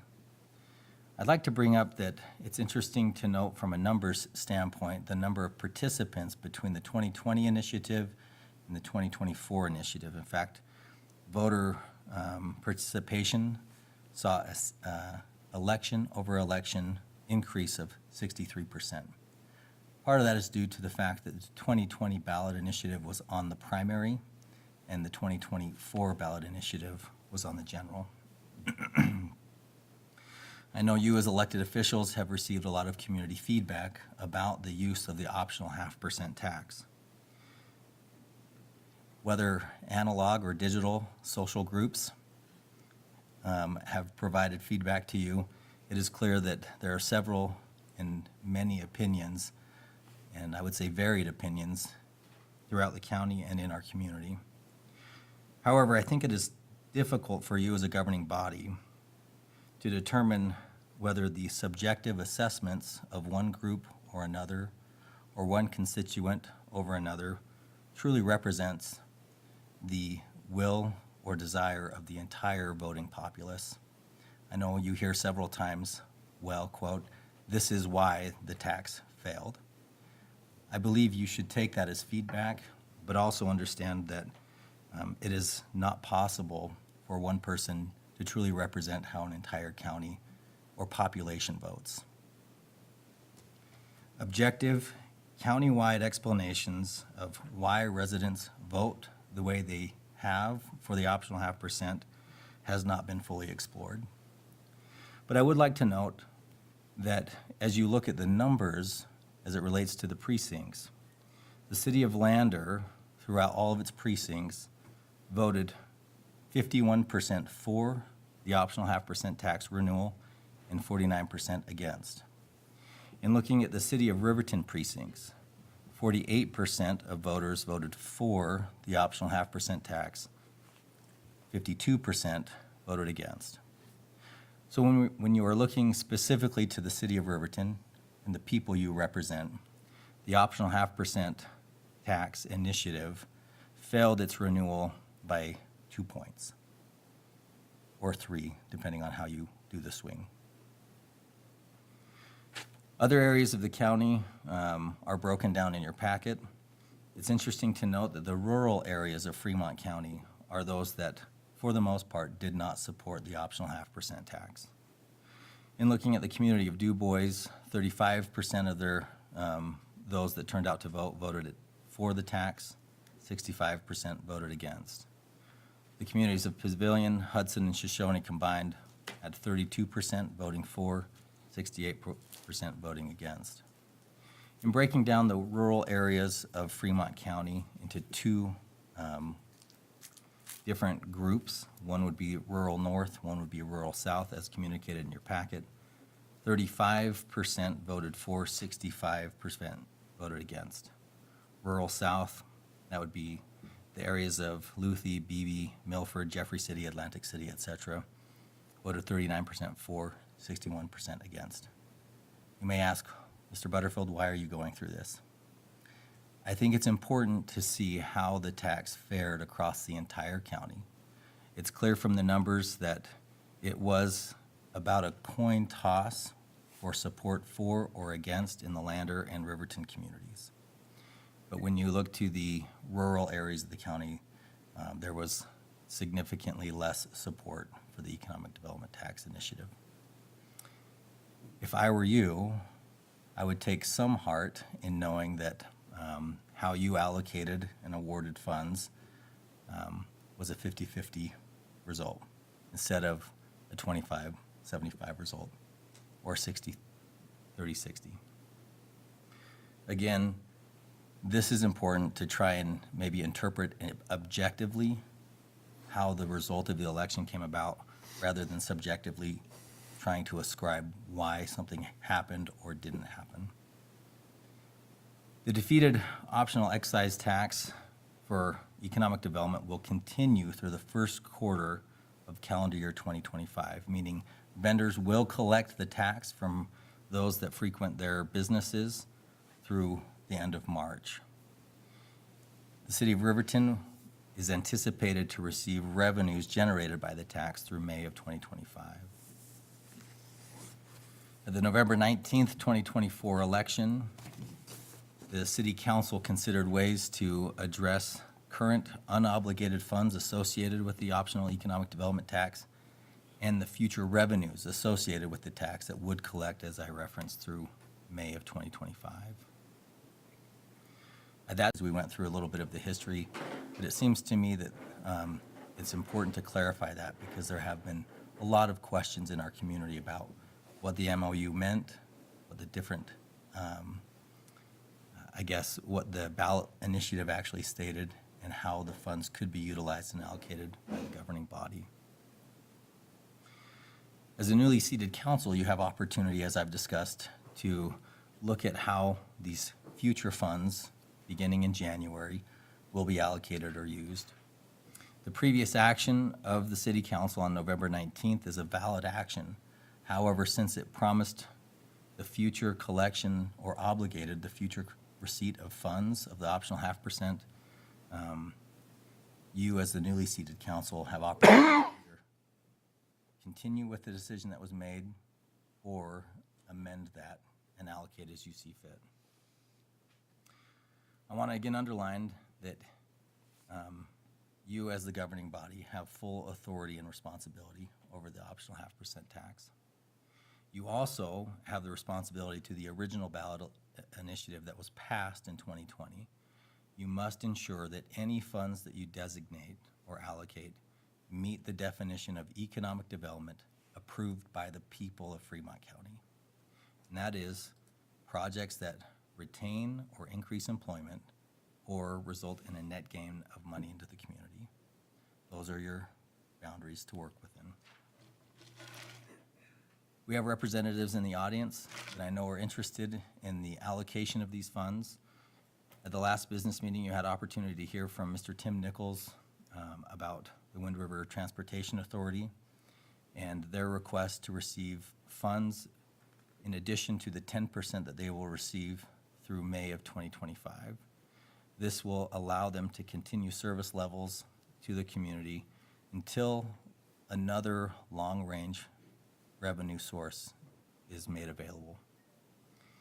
I should also note that Fremont County has expressed challenges in supporting a countywide ambulance service through the contract that it has with Fremont County Ambulance. Some discussion has been had with members of the Fremont County Commission about utilizing a portion of the optional 0.5% tax to support the annual cost of this countywide service, which requires approximately $2 million from the county's general fund.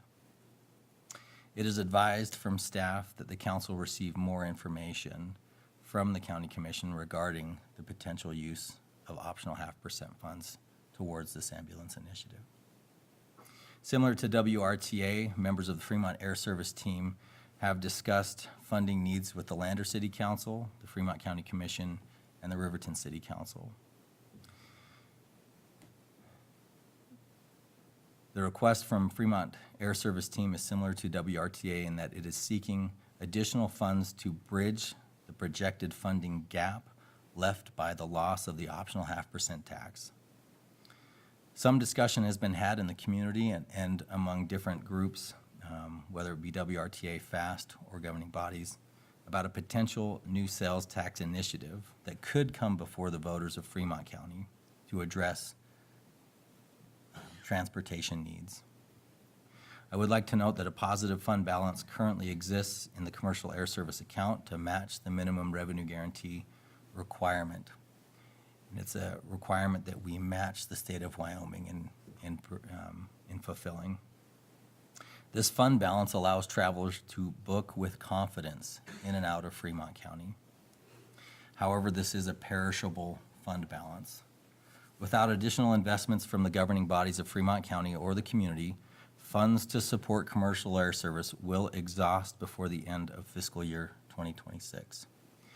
I provided a handout to you prior to the meeting that illustrates the existing cash position of the city of Riverton, that fund balance, also the projected receipt of 20% that will be allocated from the optional 0.5% through May of 2025, projected costs through the end of this fiscal year, carryover balances of that cash position starting at the new fiscal year, and costs associated with commercial air service in the new fiscal year.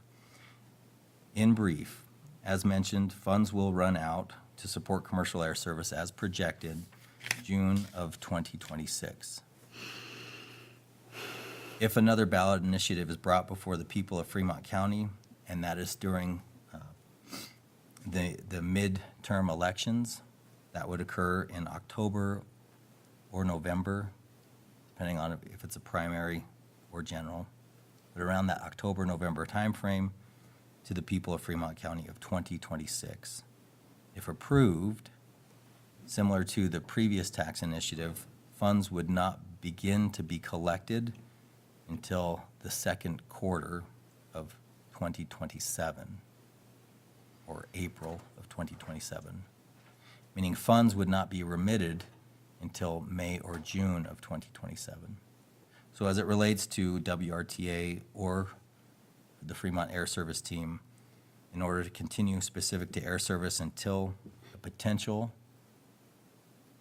sales tax initiative is brought forward, $1.7 million will be required from the time that funds run out to support commercial air service in June of 2026, to when funds from another tax initiative would be able to support commercial air service.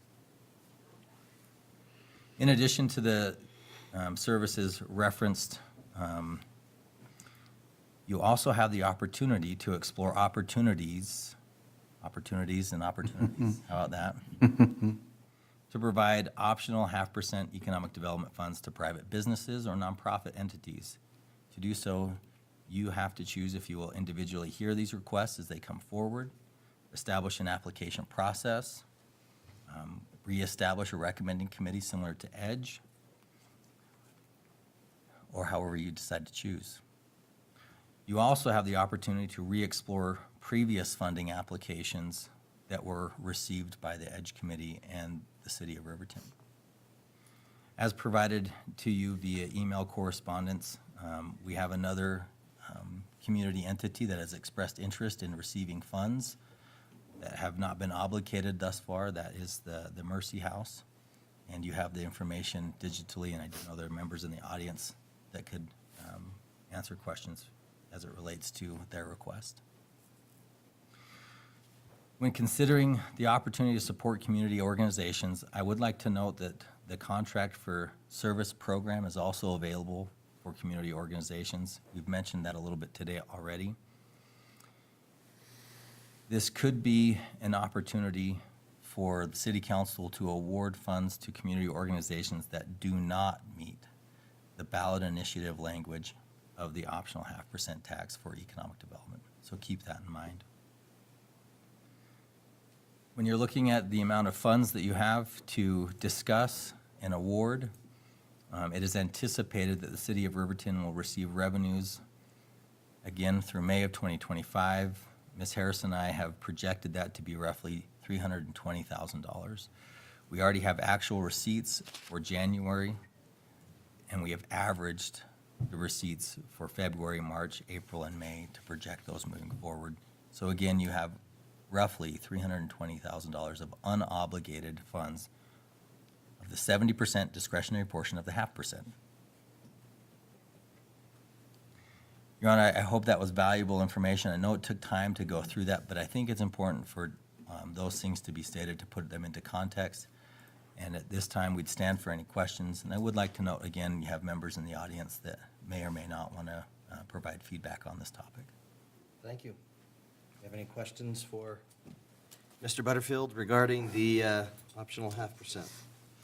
Not at this time. I guess, Councilman Bailey? yes, Mr. Mayor, for Kyle or whoever. So on the list of the monies that will be coming in for the rest of the period, so the January money that we received was actually the money that was generated in November, is that correct? And so my question would be, are the January and February funds that we received considered part of calendar year 24's earnings? We just didn't receive them, or are they considered part of calendar year 25's earnings? Your Honor. Go ahead, Mr. Butterfield. So from a budgetary standpoint with the city of Riverton, we count it when we receive the funds. But it's all part of fiscal year 25. Right. So But I guess- revenues received between July of 2024 and June of 2025. So all the 5 months that we're going to receive would be part of this council's wherewithal to distribute, as opposed to when they were earned, not when they were received. Your Honor, Yes, sir. yes, you have authority as the newly seated city council to consider the use of the funds that will be collected from January, maybe I should say received by the city from Okay. January through May of Yeah, 2025. there is a difference, Thank you. a Collected little bit, yes. by the city or received by the city. Okay. Right. Your Honor, Yes. can I just get clarification on, so 20% will still be allocated to the airport on top of what we received, along with 10% to, is it FCAG that goes to WRTA, so they're still receiving funding, right? It's been predetermined that they are going to receive 30% of that no matter what. Your Honor, Councilwoman, that is correct. So the funding allocation of the 30% that goes towards transportation is not part of your discussion tonight. Pursuant to the original terms of the MOU between the governing bodies of Fremont County, 20% of the 30% will continue to go towards commercial air service, 10% will continue to go towards transportation. Those are designated and therefore not part of your ability to award or discuss as far as allocating to another entity. To provide some numbers on that, there's roughly 300,000 yet to be realized in the 20% through May of 2025. That is the dedicated portion. And I will throw an estimate for the 10%, that will be roughly 165,000 that will go towards ground transportation that's received and managed by Fremont County Association of Governments. So I just want to make sure I understand completely. So the funding that's being requested through WRTA is on top of the 10% that's already being received, correct? Your Honor, Councilwoman, that is correct. Any other questions? Okay. Well, I'd entertain any motions. I mean, that's really where we're at. We had a motion to reconsider it, basically, to look at how we wanted to use that funding. So at this point, it'd be up to the council to decide if we want to change the direction that the previous council had taken things, or if we want to go in the same direction.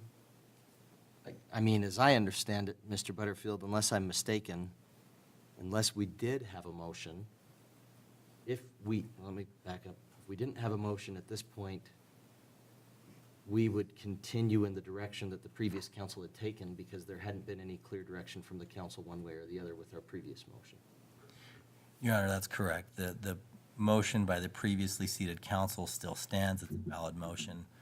You, however, as the newly seated council, can move to amend that allocation to another entity, a different percentage breakout, or however you see fit. Your Honor, Yes, sir. just a real quick question. Can you briefly update me on the do-nothing option? What is the, It goes to the, everything goes to the airport? is that correct? That's where we were at. And that's what I always, I mean, I was like, first discussion with my Masters of Public Administration was the do-nothing option. Never forget the do-nothing option. So that was my point, was to try to clarify the do-nothing option would be everything's going to the airport, which does mean that nothing is going to, well, not nothing, the 10% still would be going to Correct. WRTA.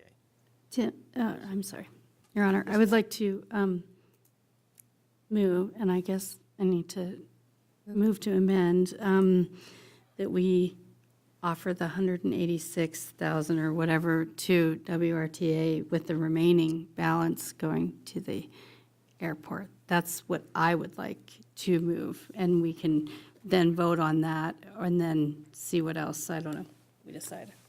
Okay, so the motion would be for the 186 as requested, 186,000, to make sure we have the zeros right. Yeah. As requested to WRTA, and then with the remaining that we would be receiving through the end of May going towards the airport. Is that correct? That's the motion I would like to entertain for the amendment Point first. of order. If I had a different recommendation for the funding, does that go now or after the vote? Well, first we have a motion. We have to find out if we have a second. So that's the first thing that we need to determine. Do we have a second as to the motion? I'll second that. We have a motion by Councilwoman Pearson Lewis, a second by Councilman Bailey. Motion clear enough, Ms. Harris? Thank you. As part of discussion of that, we could discuss, and there could be an amendment to that. I understand that. There also could be, if that were to be killed, then there could be another motion. Even if that were to succeed, you could still parse it out even further from the airport, from the remainder that would be going to the airport, for example. I think I can include it in discussion, and then we can see where it goes from there. My concern with providing further funding to WRTA is, I believe you said that was a match grant, correct, Mr. Nichols, with the federal government? And if you don't secure funding from every other entity, then what is your plans, if you can come up? I'd like to know what your plans are with the money if you don't secure the federal grant.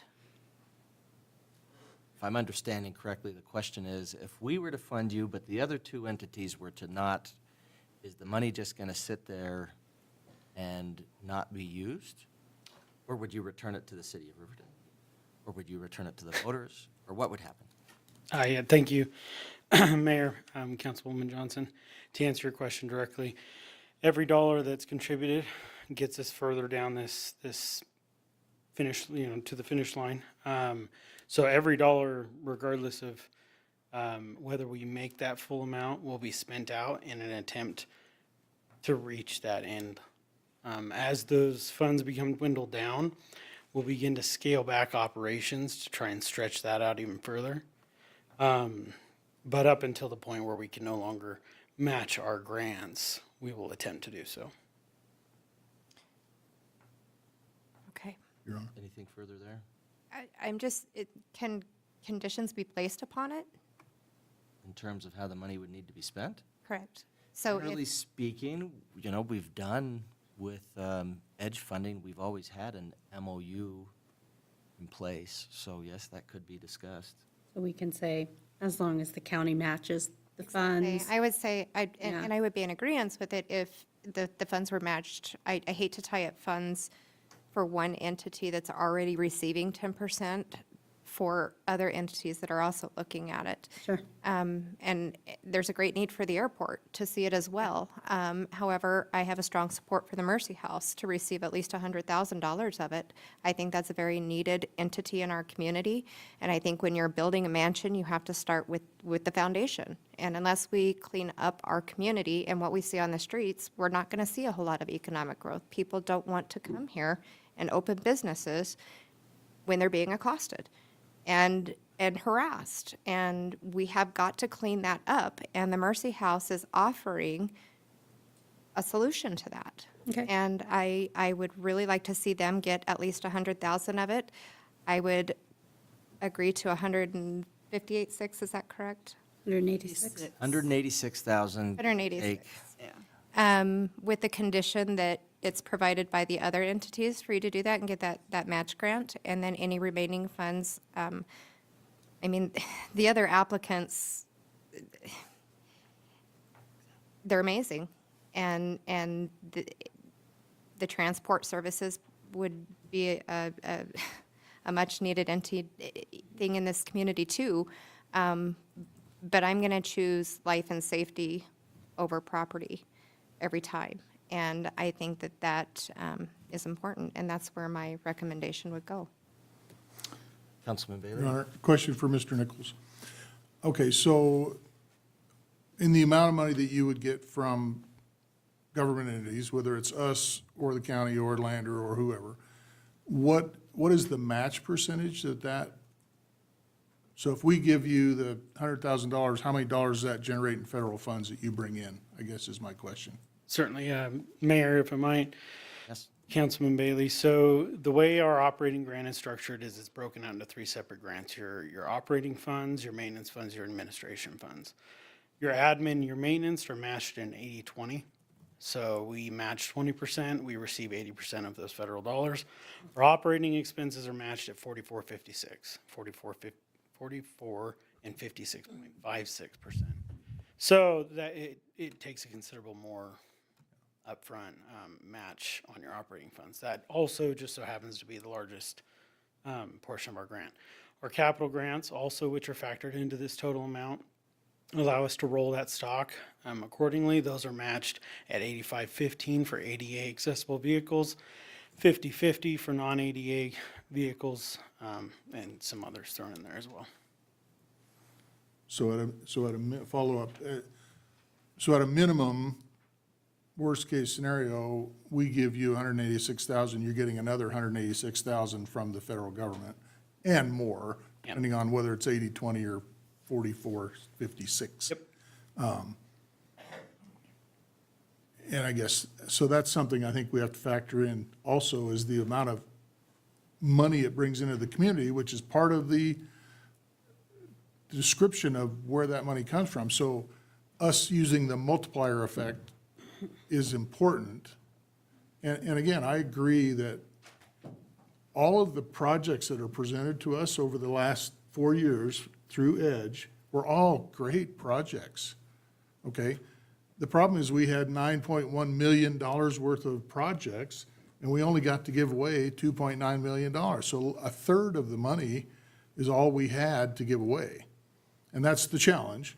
And when we get our community, or our grants that we give out through, we're going to be talking about Contracts for services. contracts for services, and we're going to be talking about the TAD grant. Okay, it's almost the same math every time. We get $750,000 worth of ask and $250,000 to give away. So we've got to look at what generates the most effect with the money that we're giving, the money that brings, or the money that will bring the most money back into the community. So you take the airport projects, just as an example, okay, the federal and the state government give 97.5%, and the city of Riverton puts 2.5% in to get that money. For capital projects. That's a really good return on investment. Huge. Okay, now, we don't get that kind with other types of investment, but it's sometimes harder to calculate intangibles in that process. But to be clear, that's not the MRG, though. No. The And now that- the MRG, we wish we could get 97.5% paid by the federal. But and they, state.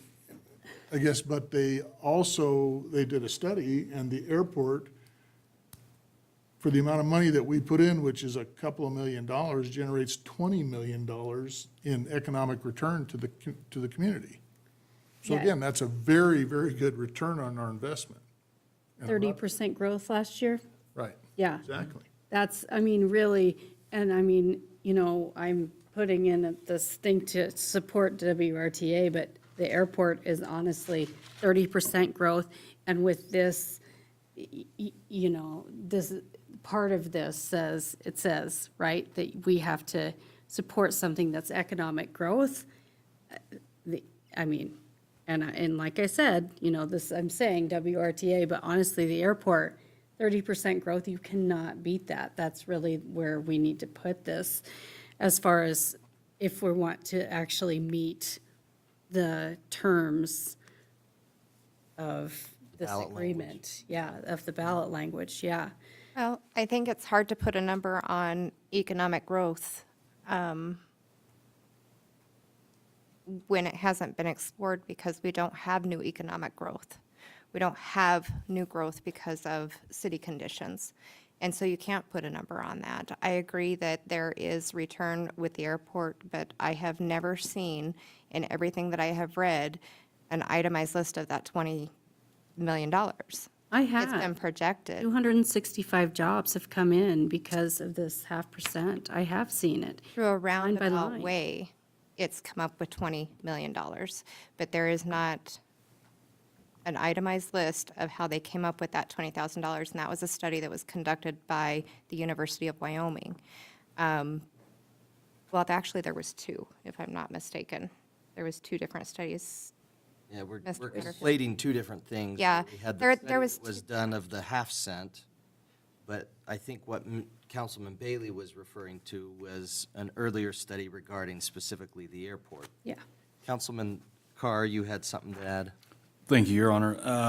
And certainly not to muddy the waters, but I would like to add on to Councilman Bailey's sentiment. Any dollar I think that we can spend where we're getting any return or match is better spent than not. And I would just like to ask if it would be a wise decision to include a small percentage of that remaining funding for ambulance service as an in-kind gesture to Fremont County. And this is where it gets into. Because this is And- where the rubber hits the road. And this is, If we're talking about funding for WRTA and matching funds, then they're going to ask for something in return as well. So, and this is where I think we get back to Mr. Bailey's point, which is we always are talking about a pot of money that's this big and people that are asking for this much. yeah. And it gets difficult. I agree with you. Actually, Mr. Butterfield and I had a brief conversation with Commissioner Jones about how much does the ambulance need? What would make sense? And, I mean, you're right, we don't have an answer right now. I do like the idea from Councilwoman Johnson of having some sort of requirement of matching and saying, sure, we'll do the 186 contingent on Yeah. the city of Lander and on the Land commissioners gave theirs, yeah. giving the same amount. I like that idea, but then you also look at this, which goes back, of course, to the airport, which is already, if we were to provide the 301,000 approximately, which I think in our packet was 320, but I Yeah. mean, either way, it's kind of estimates anyway. Your Honor, Yes. for clarification purpose, the 301 that you're referencing is part of the 20% and not part of, The 320. that's correct. Thank you, appreciate it, and that's a good point. So with the 301, which would be the 20% there, we're talking about running out of funds 20. before a potential ballot initiative could even be put before the voters. And then on top of it, we're talking about running out of funds well before receipt of revenues from potential tax. Now, mind you, it's the same sort of thing I had somebody say about the hospital, saying, well, they'll find the money anyway, even if the city of Riverton didn't put 325,000 up. But money doesn't grow on trees. And generally speaking, when it comes to federal funding, in order to get money, you have to start with money, because we're talking about matching. And for most of our grants, that's how it works. So I guess my point is, when it comes down to it, we have, our responsibility is to the airport. And I think prioritizing that, as we did last year, is wise. I do think that the Mercy House is important, and I would certainly think that if nothing else, we should fund them to the same degree that we funded the prior, Eagles. yes, the rescue mission, at the very least. I mean, I don't think we want to be sitting there and saying we'd fund one but not the other. How much was, I'm looking, but how much was the rescue mission? Sorry to interrupt, Your Honor. 25,000, is that what? Well, actually, that was between us and the county. Your Honor, if you don't mind, we'll look that number up and provide it to you. I was trying to remember. Your Honor. And we also, hold on just a second. We also, though, have other funding available for that, but not necessarily to the tune of 100,000. I mean, our rec is the highest that we have provided in contracts for services. And that's not even to that amount. Anyway, Councilwoman Johnson. Sorry, just follow up.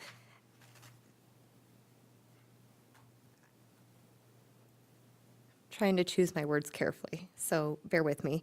Right. I understand the importance of the airport, but I'm going to have to respectfully disagree. I think our responsibility is not to the airport, but to the community, and ensuring that we have the services that are needed for people in our community. I understand that the airport's important. I understand that we're running out of funds for that, but I also understand that we have a year and a half to seek funding options. And winter is upon us, and there are people out there currently that don't have a place to go. And I think that it also relieves expenditures through the police department, emergency services, everywhere else that incurs costs because of the folks that we have to deal with. And this alleviates, the Mercy House alleviates a lot of that cost.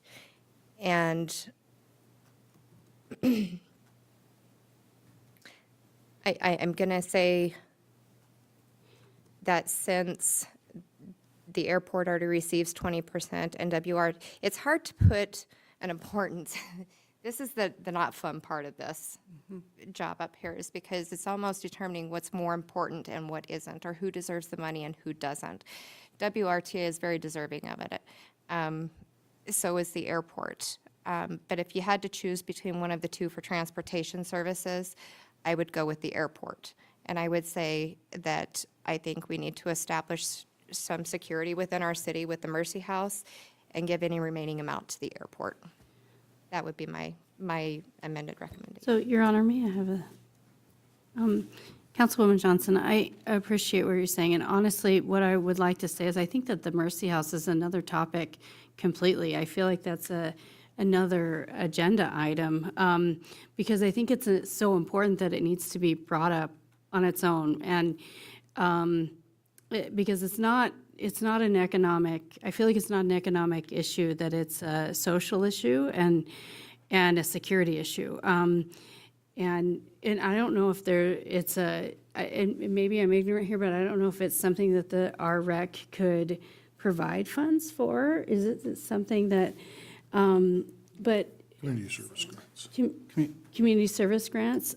Yes. But is it something that we could, because I think that we can do both. I feel like there's not one or the other here. I feel like this is something that we can do both on, and that it doesn't have to be taken away from the airport. I feel like the airport is such an economic importance, but that also social, that we do have a social responsibility. I do feel like that is something that we do have, but I feel like it's so important, it needs to be brought up on its own with just that as a priority. Your Honor? Yes, sir. Can I make it just a quick comment? I think it's important to think about the intent and the reason that the half cent was passed. It was for economic development and air service and ground transportation.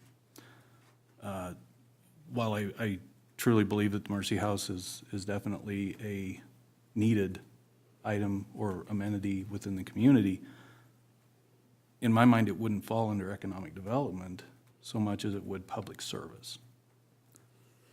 A public service is radically different from economic development, which was what the ballot initiative was for, or ground transportation or airport service. And I'm definitely not disagreeing that it's not something that's important to the community. It just doesn't fall under economic development. Just for clarification, I believe part of the ballot language said created or maintained jobs, and it is creating 10 jobs in the community. I guess Oh, my okay, good.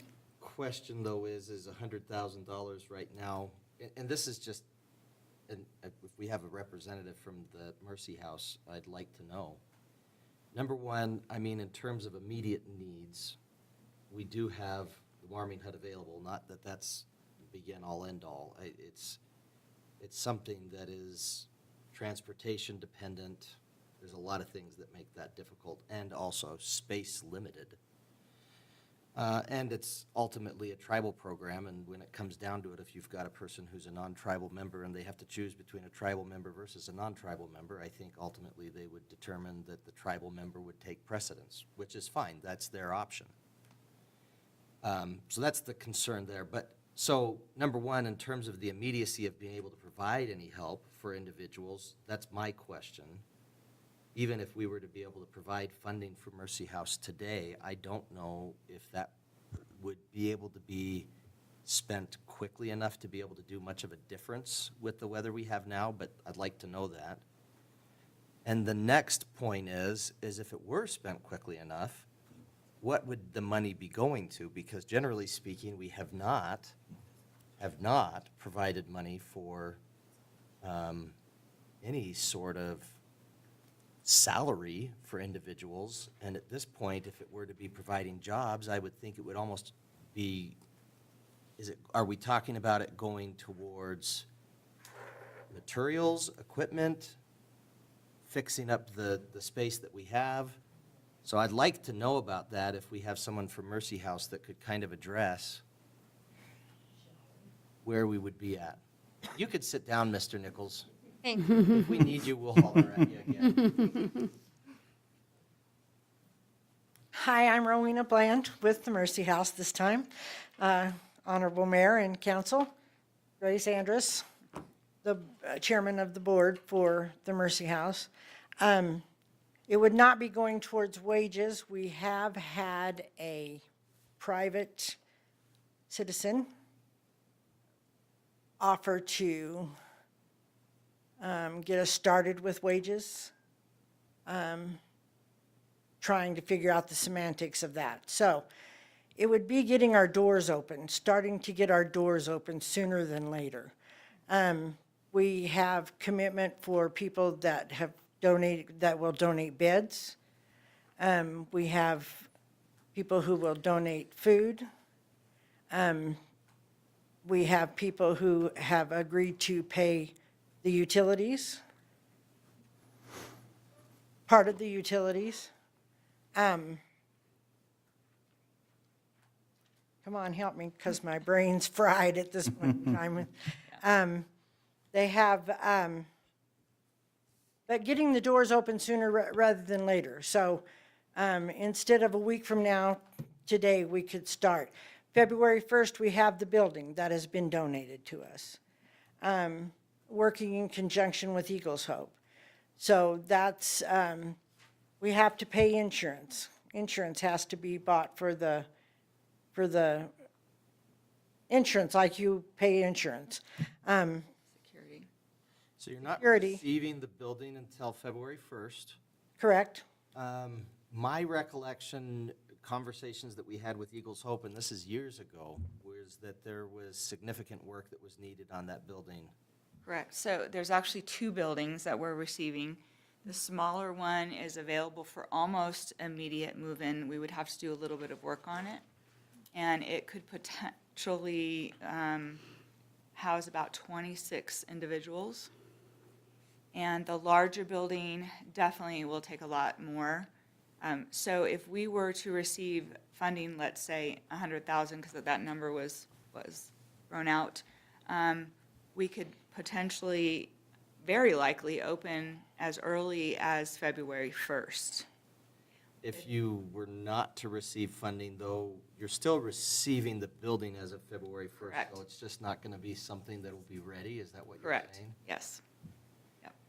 So what would that be going towards, though? That's what I'm trying to understand, because, and this goes back to, I think, Councilman Carr's point. Contracts for services, generally speaking, that's what we've used to fund, previously had used to fund Eagles Hope. That had also been used for the Riverton Rescue. More of a broad range. This is specifically meant for economic development. And so in terms of being able to point to saying, okay, we've given you $100,000, is that going to turn into 10 jobs? Or is that going to turn into what? Correct. So you are correct. Well, first of all, I want to say, I personally use the airport all the time. And so I really appreciate it and I really support it, okay? That said, it's really hard for me to sit there and say, so how much is a life worth? And, yeah, that's hard. So with that in mind, we would not produce an income for the city. However, as Councilmember Johnson had said, we would provide a service to the city that would help other businesses do better and be able to serve their clients better and their customers better without dealing with all of the ramifications of a homeless population. But more importantly than that, or part of that, I guess, as Mr. Butterfield read, the language in the ballot said jobs and/or economic development or monies. And we are looking at providing 10 jobs. Immediately, it would be 9, with the other one coming a little bit later down the road as the other building is ready. So we have so many things. I mean, we have a laundry list of items, and part of that, I think, is in your packet of everything that we need. And we do have people stepping up. But what I'm seeing is that if we're open and we're starting to serve these people, more funds will come. Because right now, it's this idea that people don't understand how it's going to operate and what's going to happen.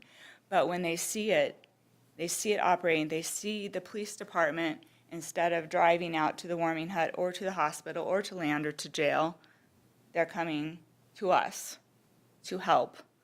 And just the money that will save the community alone, I think, is worth considering. Did that answer your question? Probably, I guess, the concern that I have is,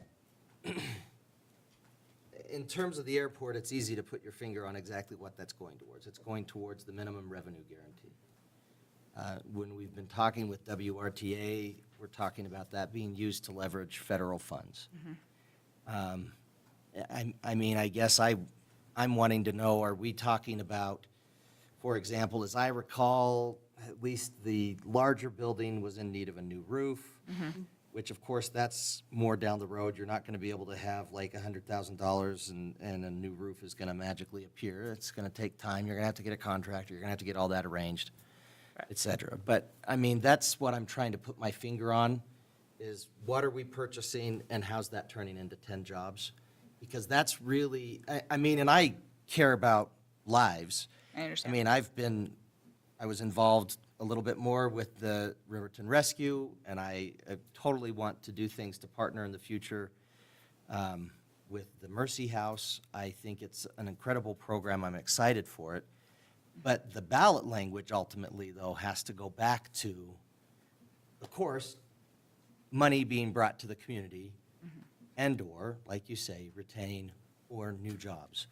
So if it's not going to be going towards wages, which I agree, that makes sense. I think we've only had one thing that was suggesting it went toward wages, but that was the last one, and they didn't end up getting funds, and so there we are.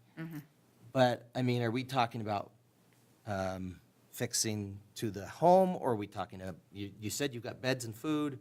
So, what are we talking about that you're needing? So we do need to do some repairs on the smaller unit to make it usable for that purpose. Right now, it's basically an open floor plan with the bedrooms separate. We have to separate the unit into 2 sides, one for male, one for female, and a neutral area where staff can be, intake staff can be. We need some items for security, and including like some cameras and I don't know what it's called. You know, a wand. What is that called? A wand works. Okay, a wand. Just some security items for staff and for the residents. And we do have some contractors that have been willing to give time, so materials, so purchasing materials. So we don't have an estimate right now on the other house.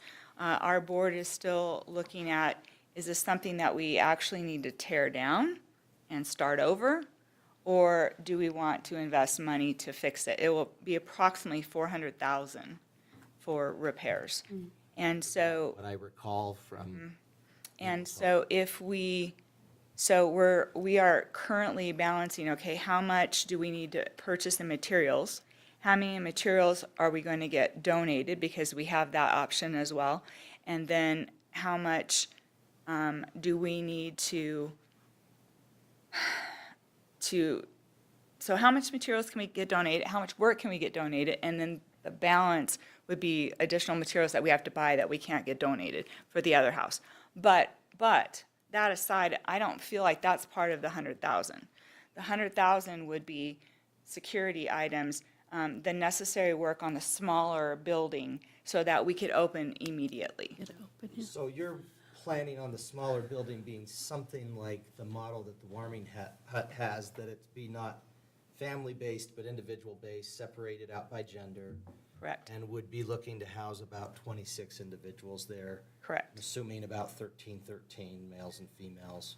There tends to be more males than females, so it'd probably be more males, less female. And if we have a family situation come in, the children can stay with the mother as long as they're young enough. Like, we wouldn't have a 17-year-old boy on the female side. But you'd be, 1 or 2 or 3-year-old or something. Yeah, exactly. Well, that helps answer that. Did we have any other discussion there? I just wanted, in terms of being able to, if this were something that the council decided to fund. Yes. It's the calculus. What's the 1 and 1 that's supposed to equal to here? Correct. Understand. I do have a question, and this is not an easy question to ask, but is this going to be a dry shelter? Good. That's an excellent question. So, 2 things. If someone comes to us and they are too intoxicated to be safe, like we're concerned for their well-being, their life, we would send them to the hospital. If they're violent toward the staff or to anyone in the house, we would have the police department handle that. Other than that, they can stay. So they can be intoxicated. There would be we're modeling everything around Wyoming Rescue Mission, where if they're intoxicated, they have a pad on the floor so that they're not falling out of a bunk bed, and they're not given food until they're sober so that they don't aspirate. And so with those protocols in mind, the idea is to keep everyone safe as much as possible. Absolutely. Thank you. Thank you. But you're not serving alcohol, I guess. Absolutely not. Not asking for a liquor license. Absolutely not. Please, no. And please do not donate it. And the reason I say that is, you're not going to be doing, and we talked about this with the rescue mission when they were still kind of trying to figure out how to handle things. You're talking about medical detox versus social detox. Correct. Medical detox is something where you're needing to have medical intervention at a hospital. Social detox is you're intoxicated, but you're not over like a 0.15 or something like that. And so that makes sense. And I know that that's part of what they had at the Wyoming Rescue Mission is they call them mercy beds, and the idea being that you don't get as nice of a room if you're having a room to yourself, which, by the way, over there, that's more of the model, but I see you're trying to have both. We're going to get there. We will get there. We just have to, it's baby steps. We're starting from ground zero. Nothing. And as they did many years ago. So we're starting from ground zero. Our ultimate plan is to get to where Wyoming Rescue Mission is. All right. And I'm sorry, I'm trying to be able to figure out where we're at here. So thank you for answering some. May I just have one quick question, which I didn't know. During the process of updating all of this, will you be using local contractors and purchasing locally? Oh, absolutely. Yes. Cheaper. Yes. And may I ask a quick question, just for my own clarification? I was listening to the reports and everything. So my understanding is that even with the money that is already obligated or proposed even to go to the airport, we'll still run out of funding in June of '26, even with that money. So where we have the money that's the 20%, we'd run out in June of '26, even with an additional 300,000 or 320,000, we're talking about running out August and September of '26, and basically having to run on a shortfall to the tune of 1.2 million or thereabouts until we'd even get any money from a potential tax. So I mean, saying it's dire makes it sound, but it is. It's that in the past, the way we did this, right, was we would have to make a proposal to the county and to Lander and basically go on a road trip every year to get funds. And then the half cent was able to solve that, as well as state help with the MRG and the purchase agreement, capacity purchase agreement. But ultimately, air travel's expensive. Now, of course, if we continue to have great years like this year, let's say every year we had 30% increases, maybe we'd reach a point, and that'd be the hope, where, SkyWest or another airline would be willing to run at risk. But, I mean, we're not there yet, and I don't see us being there by fiscal year 2027. So, two reasons I ask. One is I'm trying to figure out my travel schedule. But two is, so 100,000 to the airport isn't going to really make a much difference, but 100,000 to Mercy House helps us open now. Yeah, fair enough. I mean, if you look at it, you're talking about maybe about a month of difference. And that's not going to be enough to, and now maybe if we got to fiscal year 2026 and that month is really all we needed for whatever the next Band-Aid would be, we would probably say something different. And the problem is we don't know what that is, but it's a fair point. Yeah. I do have a question, Grace. So the 10 jobs, how sustainable is that? Like, where's you mentioned a funder, but is it sustainable long-term? Because I know we had trouble, employing like one person. So, I'm just curious about that so that we can find out, more about that. Right, that's a very fair and good question. So our thought process is that we need to have 8 individuals as intake people so that it can be covered 24/7 with a male and a female employee. And then we need to have a director who oversees all of that, does some work to fill in some time, and is a liaison between the board and the community at large, because we all have other jobs. Right. And then the last person who would be hired would be a manager that would be helping out the director with filling in extra time for the intake people, and also just generally managing the place as things start to grow. And so as far as sustainability is where are we getting the funds to pay everyone going forward? So we are working very hard to get a lot of private donations. We are also working on grant fund writing as well. And that's the same scenario that we heard earlier, is if you don't have money, they're not willing to give you money. So that's... But do you have it now to open February 1st to hire those people? We cannot at this point, because we can't put anyone in the building yet. But if the funds were available immediately, our goal would be as close to February 1st as possible. We don't actually get the property until then. Okay, thank you. And I guess one of the things that we need to keep in mind is that we can talk about $100,000 all we like, but the reality is February 1st, we're not going to have $100,000. Yeah, that's true. Either. Because we've already obligated the funds through the end of the year, and so we would be talking about less than that. So may I interject? With it, and I understand what you're saying, but like she said, if we don't have any committed funds coming, it's hard to get more committed funds coming. So we are actively looking, and we will be here for the community service grant. Perfect. Just so you know. Oh, that's perfect. And anything else we can get, help we can get. But we are actively looking at different places, institutions that have funds available I don't know how much.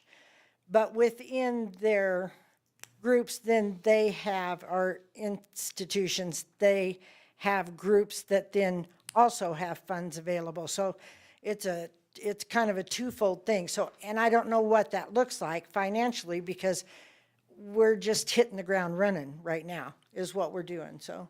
And not that it's a lot of money, but Rotary has promised their funding for the next quarter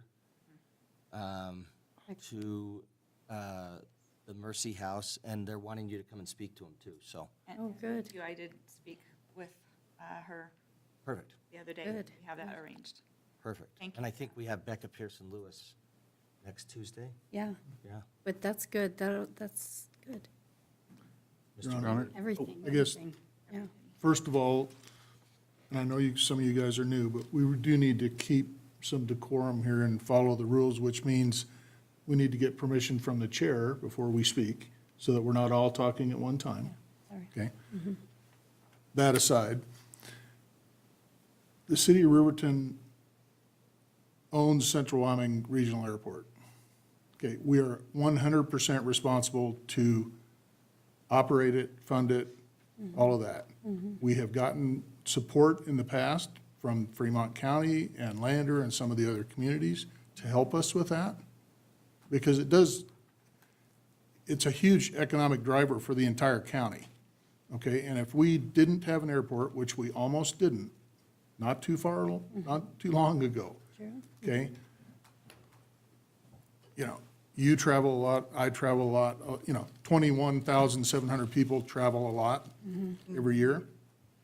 That's not counting, Your Honor, that's not counting all. That's just boarding. Right.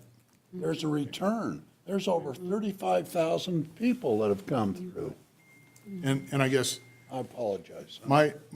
where I'm going with my point is, we have certain things that we're responsible to take care of immediately, and we have them, and it's gonna be our responsibility, no matter what. Okay, and I really want your project to succeed, okay?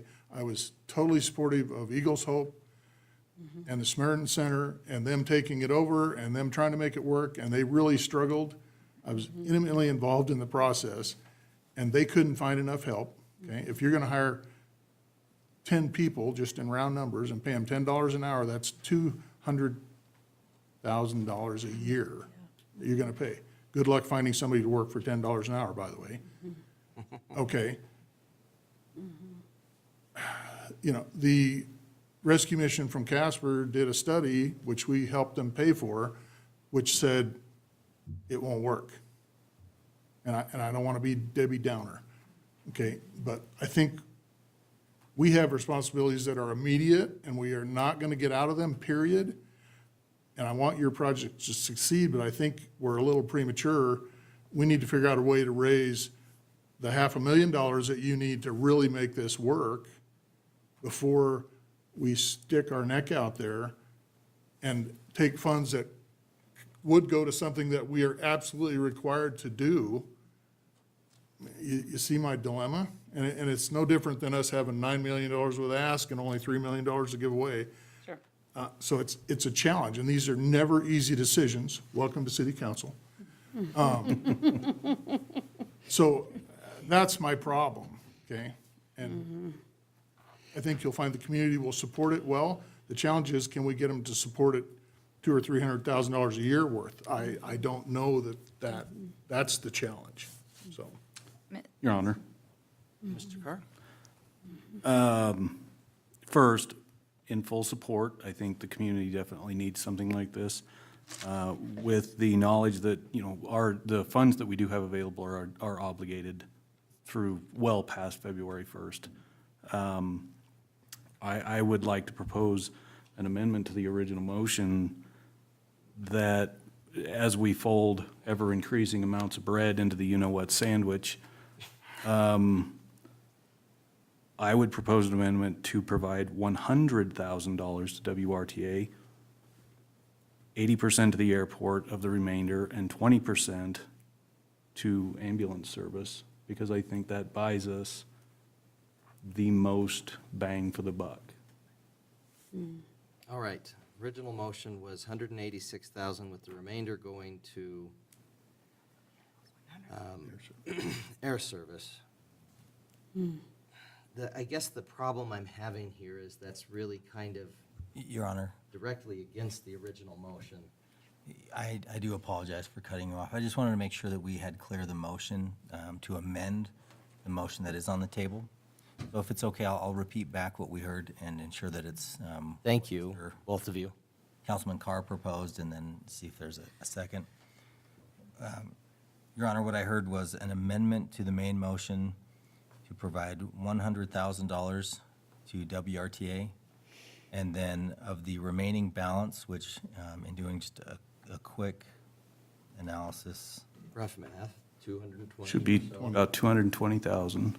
$221,225, and 80% of that would go towards commercial air service, and 20% would go towards supporting ambulance. Is that correct? Your Honor. As an idea, Councilman Carr. that is correct. Your Honor.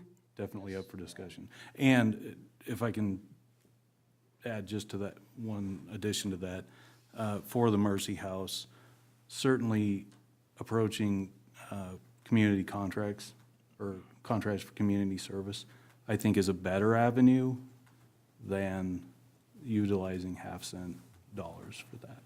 But, Your Honor, just a point of order, you have a motion to amend, and you do need a second to move forward. So right now, we have a motion. Before we have any further discussion on the motion, we'd need to know if we have a second for that motion. Your Honor, point of order. Was mine an amendment or was mine a motion? Because if Yours mine a was. motion. You noted that you were saying it was an amendment. But it was a I motion. took it Okay, as just a thank you. motion That's fine. For the way we were going to fund I it. just wanted to make sure, because if it was an amendment, we needed to vote on, but that's fine. Right. And Your Didn't Honor- want to get into amendments of amendments. of Yes, that's amendments. what I was making sure. Okay. Don't we have to amend the Okay. motion? So we have a motion to amend what had been previously set as the distribution. Do we have a second? All right, if we don't have a second for that, then that dies. We'll go back to the main motion. Any others? I mean, any other, last call, I guess, for a second for that motion. Previous question. Okay, so we're back to the main question, which was 186 towards WRTA, 186,000. I need to always be very clear and add zeros. With the remainder that would be received for the rest of the time that we'd be collecting the tax going to the airport. Correct. I believe we've had a lot of, yes, Mr. Nichols? Mayor, if I might, members of the council, what was the gap for the airport again? 1.6? It was gap. 1.7 originally. 0.7? If this were, okay, so assuming that, yes, it'd be about 1.75 if nothing goes to the airport additional. Okay. If we were to have more go to the airport, then we're looking at whatever that would be, that gap is lowered. So we're at 1.75, we'd be at like 1.45 with the 300,000.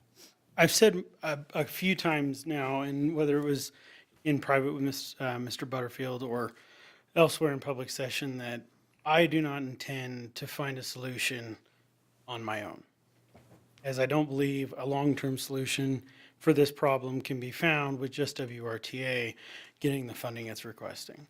So one thing I would like this council to consider on its original motion is the severe funding gap to the airport.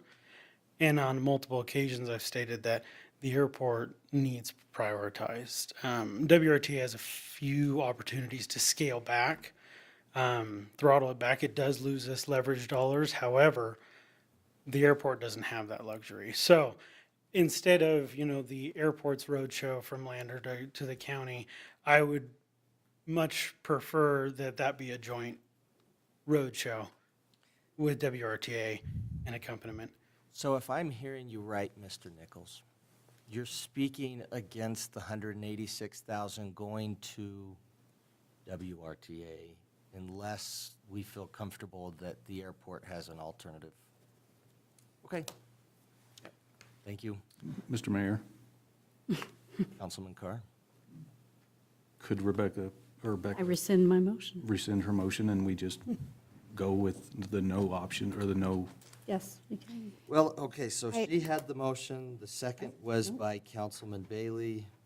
If you're going to withdraw your motion, would you withdraw your second for that? Yes. Okay, so then we're back to no motion at this To point. do nothing. Your Honor. Councilwoman Johnson. Can we establish some funding for the Mercy House so they can get started on their grant process? So they have at least some committed funds, whether it be 10%, 15%, whatever, some small amount so that they have some committed funds so that they can move forward, and then the remaining amount could go to the airport, if that's what our main concern is. But we need to take steps forward to get this established. And even if it's a small amount, it gives them something to work with. And so I would make the motion to give them at least 10% of the expected funds that come in, with all remaining amounts going to the airport. I would second that, Your Honor. All right. Now we have a motion for 10% of the disbursements throughout the end of the receipt period Correct. going to the Mercy House, with the remainder going to the airport. We have a motion by Councilwoman Johnson. We have a second by Councilwoman Borders. I know we've kind of had a lot of discussion on this. If you have any other discussion that's new or different or exciting, please let me know. If not, then I think we probably just need to start voting. Mr. Mayor, Fair enough? That's fair. And then a break. Councilman. my only comment would be, because we don't know what those revenues are going to be, rather than a percentage, I would prefer much a dollar value. Or suggest a dollar value. That is an option. We have done it in the past, though, where we've done a percentage. We did that with the airport, and what we did was we did a percentage up to a maximum value. Perfect. So we could do that where we say 10% up to a maximum value. 10%, oh, I'm sorry, Your Honor, would be $32,000. $32,000. Your Honor, I'd be happy to amend my motion and say $10,000 to get them started, and any remaining amount to the airport. Okay, so your motion was for 10%, now the motion is for $10,000, which And I will second. Okay, so we have another second. So if I'm keeping up, we've withdrawn the motion here. We've withdrawn the motion here, kind of. And we're back to $10,000 going to the Mercy House with the remainder going to the airport. Your Honor. Clear as mud. It's very clear. Yes, as far as the first motion, the person who moved and the person who seconded agreed to withdraw. And then a new motion was brought forward for the 10%. It was seconded, and then I believe the motion came to amend the motion, and that received a second. So now you have an amendment to consider to the motion of the original, which was 10%. Which I think really what we're at is withdrawing that motion for the 10% and a new motion for 10,000. If I'm not. You want me, I can, to clear it up, I can certainly withdraw the amendment and just make the original motion again. It's just so we're not having to vote twice is all I'm saying. My understanding was that that motion was withdrawn and we're back now to 10,000. And, Your Honor, can we confirm that the second is willing to do that as well? Yes. There's no motion on the table currently until a new one comes. And then the new Okay. one was for $10,000. Okay, I'll make the motion to provide the Mercy House with $10,000 to get them started. All remaining funds after that would go to the airport. I'll And we give have a that a second by second. Councilwoman Borders. Now, we've had a lot of discussion. It's 10 o'clock. I'm not impatient. We can discuss all night. I'm fine with it. But I will say, I think we've kind of beaten this. So I think we've kind of got everybody in the different camps. We're ready to vote. Any other discussion before we get to votes? Your Honor, Yes, sir. how much money do we have available right this very second? This very second? 65. Ms. Harris. Your Honor, this very second, we have $65,763.06, This very second. probably through the second week of February. Thank you. So we actually do have 10,000 in there. Oh, I don't know if I want to vote that way. Oh, I know. I just want But to, I'm just saying, you were wanting to know if we had any money. yeah, I hear you. You're not wanting to talk about imaginary money, no, not monopoly money. or possible, Do we have specific parameters that we're going to call for them to use the $10,000 for? It's a good question. I mean, the 100,000, when we were discussing it, would be used for kind of separating into different genders, that kind of thing. Your Honor, Yes, sir? the money is supposed to go towards people being hired. Right. End of discussion.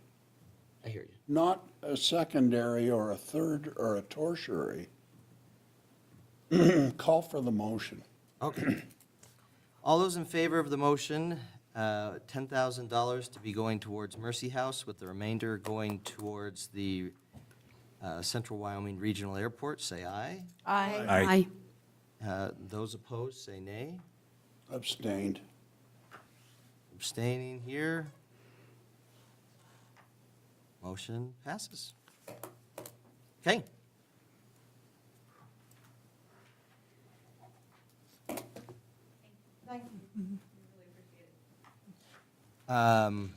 If past behavior, I guess, is any indication, I think we'd probably have an MOU that we would get together, that we would approve at our next meeting. So I would get together with Mia in terms of how that would be spent, and we'll get it sorted out, okay? Your Honor, I just want to thank Tim. It's a really stand-up thing you did. Yeah, Tim, you're awesome. Go, Tim. We wish you the best. I will. You're Okay. awesome. That was our last item on the agenda, except for an executive session for personnel. Woo-woo. I would entertain a motion to convene into executive session So moved. for the purposes of personnel, considering the, I'm just finishing my sentence, considering the appointment, employment, right to practice, or a professional person or employee in accordance with Wyoming Statute 164405A2. We have a motion by Councilman Larson and a second by Councilwoman Borders. Any other discussion? All those in favor say aye. Aye. Any opposed say nay. I vote aye. Motion passes. We stand convened into executive session at 10:02 PM. Chair would